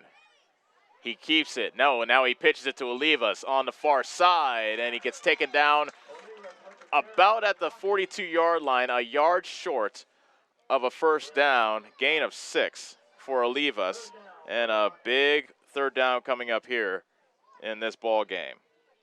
And another big stick out of our linebacker there. You could just see him. He was scraping, fighting through some of those blocks and made a big stick. Stopped him short, so a huge 3rd down here. Feels very reminiscent of last series where we were at midfield with a must stand. 3rd and 1 from the 43. Davis County showing blitz. Here they come. And the keeper for Alexander has the first down. Twisted down at the 30-yard line. A gain of 13. A huge first down for EBF as the clock stops momentarily for the first down with 4:12 remaining in the fourth quarter. EBF 14, Davis County 7. And that's that quick burst, that little element, that little wrinkle that they have on offense that we just don't have. You know, we've had to respect the option all night. That time just a fake dive to the tailback keeper by the quarterback, who has that just little edge of quickness and a little bit more experience out of that option package that we don't have on our offense to convert on first down, or on third down for a big first down for them. First down and 10 from the Davis County 30. Angle gets the handoff. And he's brought down at the 25. In on the stop. And we're trying to see his number. That is Dalton Reeves, who made the stop on Angle after a gain of 5. Now the clock is moving with 3:30 remaining in the fourth quarter. And Davis County will have to start thinking very soon, if not now, about using their timeouts, because EBF is taking their sweet time, staying in the huddle and coming up to the line of scrimmage.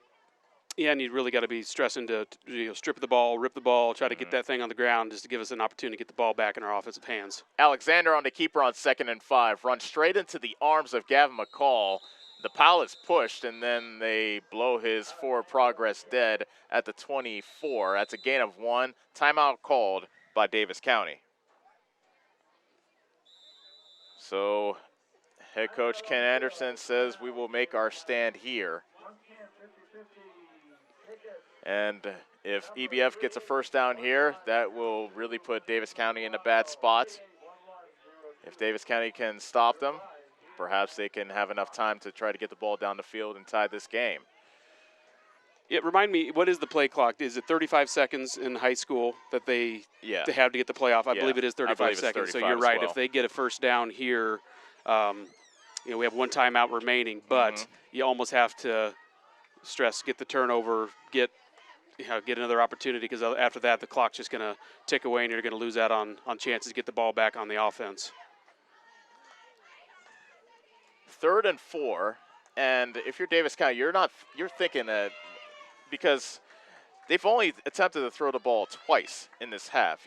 You're thinking EBF's going to try to run the ball. You can settle out on the run, you would think. Yeah, I would expect, like they did last time, something with the quarterback.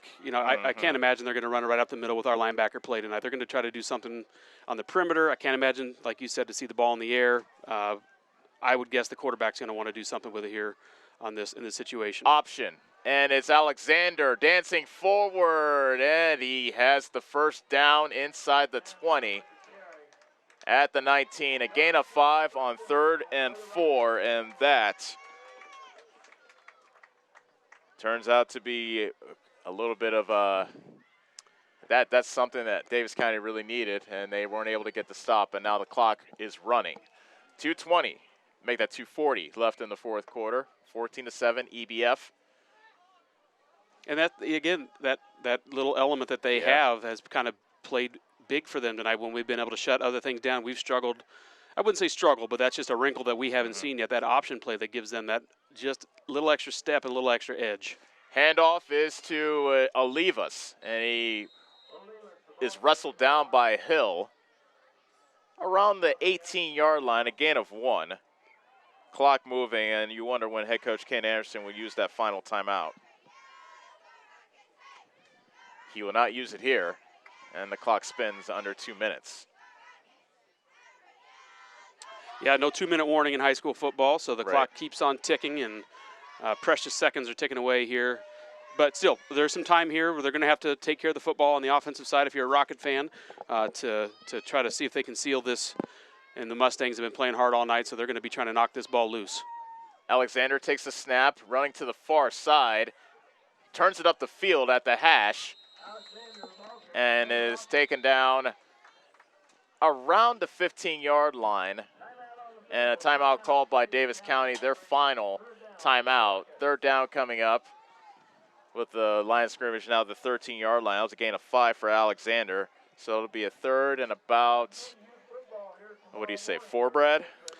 Yeah, and if they can find a way to get a stop here, they're going to get the ball back with, 40 seconds-ish, maybe 35 seconds, somewhere in there, because they are going to have a 4th down coming up where they can still continue to milk the clock after this 3rd down. Assuming we can get a stop here, that would be ideal. That's interesting, because if they do stop them here, would EBF kick the field goal and try to try to go up by 10 and make the lead insurmountable? Definitely, if you have that in your arsenal, you would. Yeah, we don't know EBF's kicking game, so EBF, like Davis County, has not attempted a field goal this year.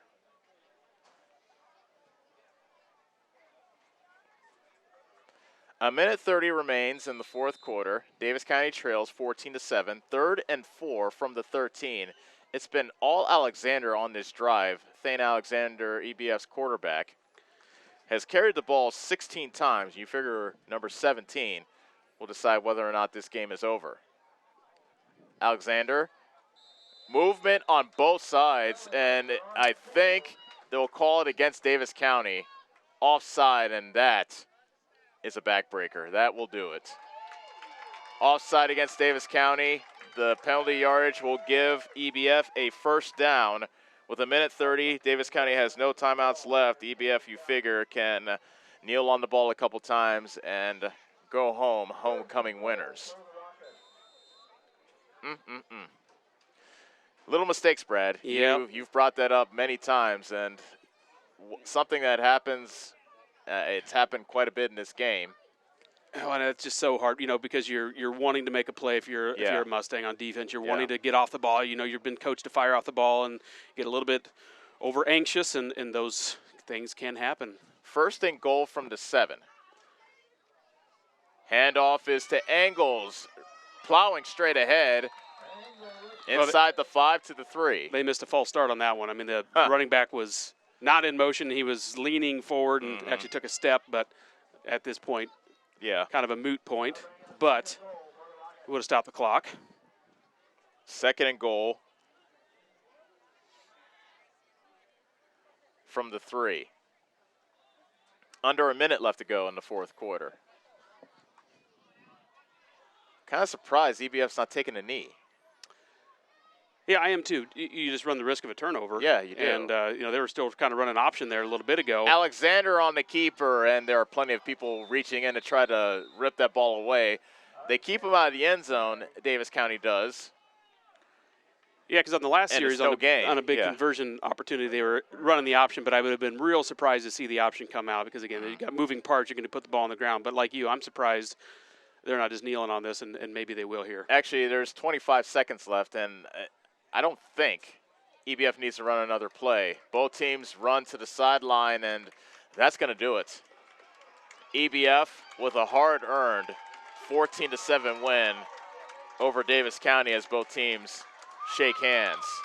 What a hard-fought game on both sides, but man, your heart goes out to Davis County. They fought hard, but they came up short. Our final score from here in EBF. EBF Rockets 14, Davis County Mustangs 7. We'll be back for the Pulaski Lumber postgame show right after this on the Ottumwa Radio Sports Network. John at Collision Corner knows that when you get in an accident and need some work done on your vehicle, you want the process to go smooth and easy. That's why Collision Corner is your best choice. John is a preferred body shop, which means he can work directly with your insurance company. He will handle the claim from start to finish. Collision Corner knows you need your car back as soon as possible, and they will also pick it up and deliver it to you for free. When you have an accident, call John and his team at Collision Corner in Bloomfield, and don't forget to like them on Facebook. Keith's Foods in Bloomfield has been serving the Bloomfield area since 1969 with quality cut steaks, ripe seasonal produce, scrumptious bakery cakes and sweets, fresh dairy products, and of course tasty smoked meats. We also have available hunting licenses, stamps, money orders, and gift cards too. Open till 9 p.m. every day. We pride ourselves in providing small town service in a big way while keeping up with trends and latest items across the country. Yes, Keith's Foods is your hometown grocery store and so much more. Keith's Foods, where we always take your groceries out to your car. Proud supporter of the Davis County Mustangs.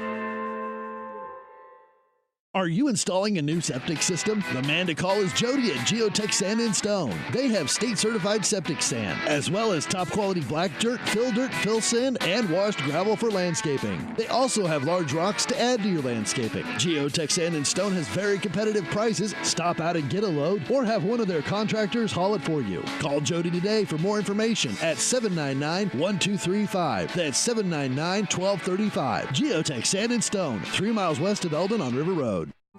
If you've been looking to take your nursing career to the next level, William Penn University is ready to help. With the RN to BSN program, you could have your degree in as little as 17 months. You'll find individualized attention from professors that care about your success. William Penn wants to see each and every student succeed in their education and life. That's why our advisors work with you to provide affordable tuition. Visit wmpenn.edu today to learn more and enroll.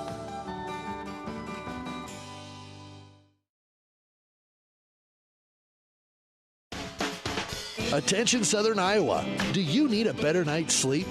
Maybe it's time to get a new mattress. Dixon's Mattress Outlet in Bloomfield has the most competitive prices on new mattresses in all different sizes. Darren sells camper mattresses, commercial bedding, rollaways, special order sizes, bed frames, and mattress protectors. Call Darren today and he'll meet you at the warehouse. Dixon's Mattress Outlet, 641-664-3060. That's 664-3060. This is Milo Wells, your pharmacist at Wells Hometown Drug in Bloomfield. When you need prescriptions, stop in and see me. If you aren't a current customer, we will help you fill out a new patient form, which takes less than 5 minutes. We have a lot of over-the-counter items and have vaccines. We are here 6 days a week and offer free delivery in Bloomfield and surrounding areas. I pride myself on professionalism and small-town customer service, and our pharmacy reflects those values. Stop in and see us at Wells Hometown Drug next to CarQuest in Bloomfield. You're watching Mustang football on the Ottumwa Radio Sports Network. Welcome to the Pulaski Lumber postgame show. Stop in and see Chris Lucky and the team today. Your start-to-finish lumberyard all over from here in Eddyville, where EBF has defeated Davis County by the final score of 14-7. And Brad, this was a winnable game. We thought this was a winnable game. Evenly matched teams, just I guess too many mistakes in the second half. Let's go over the game real quick, as we already talked about the first half, but EBF fumbled on their first possession, the very first play from scrimmage. Davis County took advantage, and Gavin McCall scored on a 6-yard touchdown run to make it 7-0. Davis County was able to keep EBF at bay thanks to a 3-and-out and then an interception, but they weren't able to take advantage of those possessions, subsequent possessions.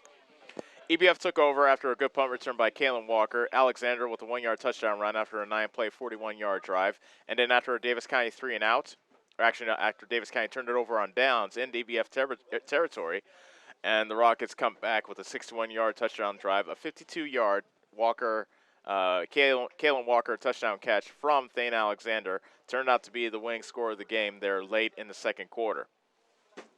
Turning point in the second half, I think, Brad, was the 13-play drive that Davis County went on. Most of them runs. The offensive line was getting good push. They were shoving around the EBF defensive line. And then on 1st and goal from the 7, a holding call kind of took Davis County back, and that kind of got the ball rolling. They had to try to get the ball 1st and goal in from the 15. They had to turn it over on downs, and that really was Davis County's last good chance to score. Yeah, we just haven't really been able to recover from those backwards plays that inevitably happen. Yeah, they just seem to happen for us at really big spots when we had a really, really nice drive going of pounded football, and you had a mistake, which again they happen in the game. We just weren't able to recover, and an unfortunate break for us that we couldn't. So EBF got the ball back. They went 3-and-out. And so Davis County had the ball early in the fourth quarter after forcing EBF to punt. And another mistake, a low snap on 3rd down to Carson Mader. He couldn't find the ball. EBF did. They fell upon it, and that really was Davis County's last gasp. They did force EBF to punt, however, after that fumble.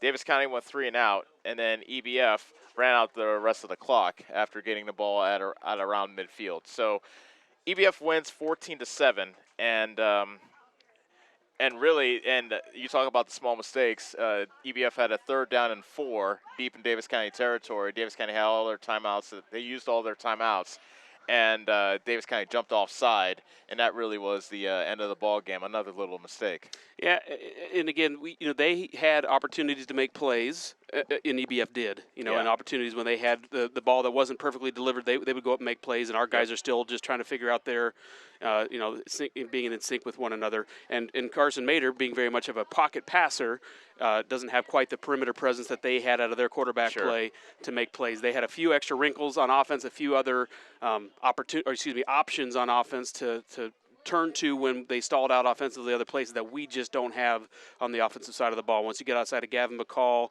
and Smith at running back, Carson has a little bit of perimeter presence when he's running, but he's really more of a pocket passer and a quick pocket passer. So when we're not making those quick perimeter catches, it's that momentum's easy for us to slide away.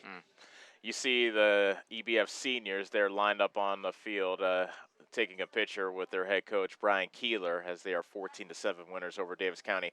Davis County had their best rushing output of the season. Unofficially, I have them at 160 yards on the ground, 48 yards passing, so a little bit of a reversal of fortune. Davis County getting mostly done on the ground instead of the air. 208 total yards, and just a couple of misfires there. We talked about the mistake of the holding call, but even back in the first half when Davis County had a chance to go up perhaps 14-0 there in the first quarter, they had first and goal at the 10, missed a drop pass in the end zone by Collier, a missed pass from Gavin McCall was wide open in the end zone by Mater. And Mater just couldn't quite get on track today. Yeah, our passing game was a little just out of sync tonight. You know, we had a Zittler streaking down the sideline or streaking down the seam. Yeah. So those things, which is kind of our identity on offense, when that's not clicking. You know, we did have a nice series where we were driving the ball with the football on the ground. But then after the penalty, you're kind of forced to pass in the situation when your passing game's not quite in sync and you can't rely on that identity on offense. It really makes it hard to keep momentum and keep those sustained drives going. EBF, on the other hand, 134 yards rushing, 112 yards passing for 246 yards, and it really was that balance that won them the game in my eyes. And just, again, they had more opportunity at the skill positions for that option that they run, their quarterback being a little bit quicker and with more perimeter experience out of that option play gives them another wrinkle that we just didn't have offensively. So we stalled out. They were able to turn to some other guys who made plays. The player of the game is brought to you by Neebs Graphics. See Kylie, Stewart, and the Neebs girls to get your business noticed with T-shirts, banners, signs, and much more. I already have a player in the game in mind, so I don't know who you're thinking. We're going to deliberate here live on the air. So what are you thinking, Brad? Well, I have two guys, and I'm thinking that we're probably thinking the same guy. But I have two guys that we call consistently tonight. We had one guy in the senior, number 52, who normally is number 12, Caden Hill, stepping up big as a senior to step up when he was needed on the offensive side of the ball to do what he was needed to do. We called his name a lot on defense, but there's also Gavin McCall, who is a coin flip player as well for me because he scored the touchdown tonight. He had a lot of offensive ground game tonight that we hadn't seen a lot of, and we called his name almost every single play or every other play at least on defense. So there's between those two guys for me, but I got to kind of lean towards the senior tonight, 52 for stepping up when his team needed him to on the offensive side of the ball. Here's why I lean towards Hill. Not only did he step up and step in the offensive line when his team needed him, and he was more than happy to do it, but they had their biggest rushing output of the season, and you can't say it's because of Hill, but they had an attitude today, and I don't know if it's because of Hill that they had that attitude, but hopefully they can bring that to the rest of this year. But I really think moving Hill to the offensive line really put a fire underneath the offensive line. So it absolutely did. And if nothing, and again, he's an athlete, and knowing, and he's smart, and to know again, if I can at least make that good first step and get in the way of guys, not only does it give you a little bit of extra identity on the offense, but as you said, it kind of lights a fire under somebody's spot who, hey, he's half my size, but he's taking my spot. So kind of lights that fire. But, Gavin McCall, great game tonight, so no slight to him whatsoever. We called his name a ton. He's a sophomore. He's going to get his name called a lot more down the road. He most certainly is, but the senior gets our tip of the hat today. Congratulations to Caden Hill. Moving from linebacker, well, actually he played linebacker still, but now moving on to the offensive line and filling in there and doing so rather adroitly. He is our Neebs Graphics Player of the Game. See Kylie Stewart and the Neebs girls to get your business noticed with T-shirts, banners, signs, and much more. Last thoughts, Brad. Again, we just have to continue to mature and grow and find ways to make plays when plays come our way. And that's, we got a lot of young guys. We forget that. We're throwing a lot of freshmen, sophomores, and maybe not so much freshmen, but guys that were freshmen last year that are now sophomores in there playing positions. And you're in big games and you're in a rival game. We got to just learn from these and find a way to win and build that confidence. The only way to do that is through winning. And we don't have a lot of experience in that department as of yet. Once again, our final score is EBF 14, Davis County 7. It was great having another Friday with you, Brad. Thanks a lot for joining us, and we always appreciate your insight. Well, thank you. Thanks for having me, and it definitely felt like Friday night football to me tonight. So the Christmas is in the air, and it was good to be here. We would like to thank you for making us a part of your Friday evening. If you missed any of the game, don't worry, we got you covered. Every Mustang game this season will be archived at sports@atomaradio.com. Be sure to join us next week when the Davis County Mustangs return home to Mustang Stadium. Awaiting them will be the Albia Blue Demons. Coverage starts with the Citizens Mutual pregame show at 6:30 with the kickoff slated for 7. We look forward to having you join us then. For our producer, Corey Finch, this is Ellis Kojo saying so long from Eddyville. The preceding was a presentation of Davis County football on the Ottumwa Radio Sports Network.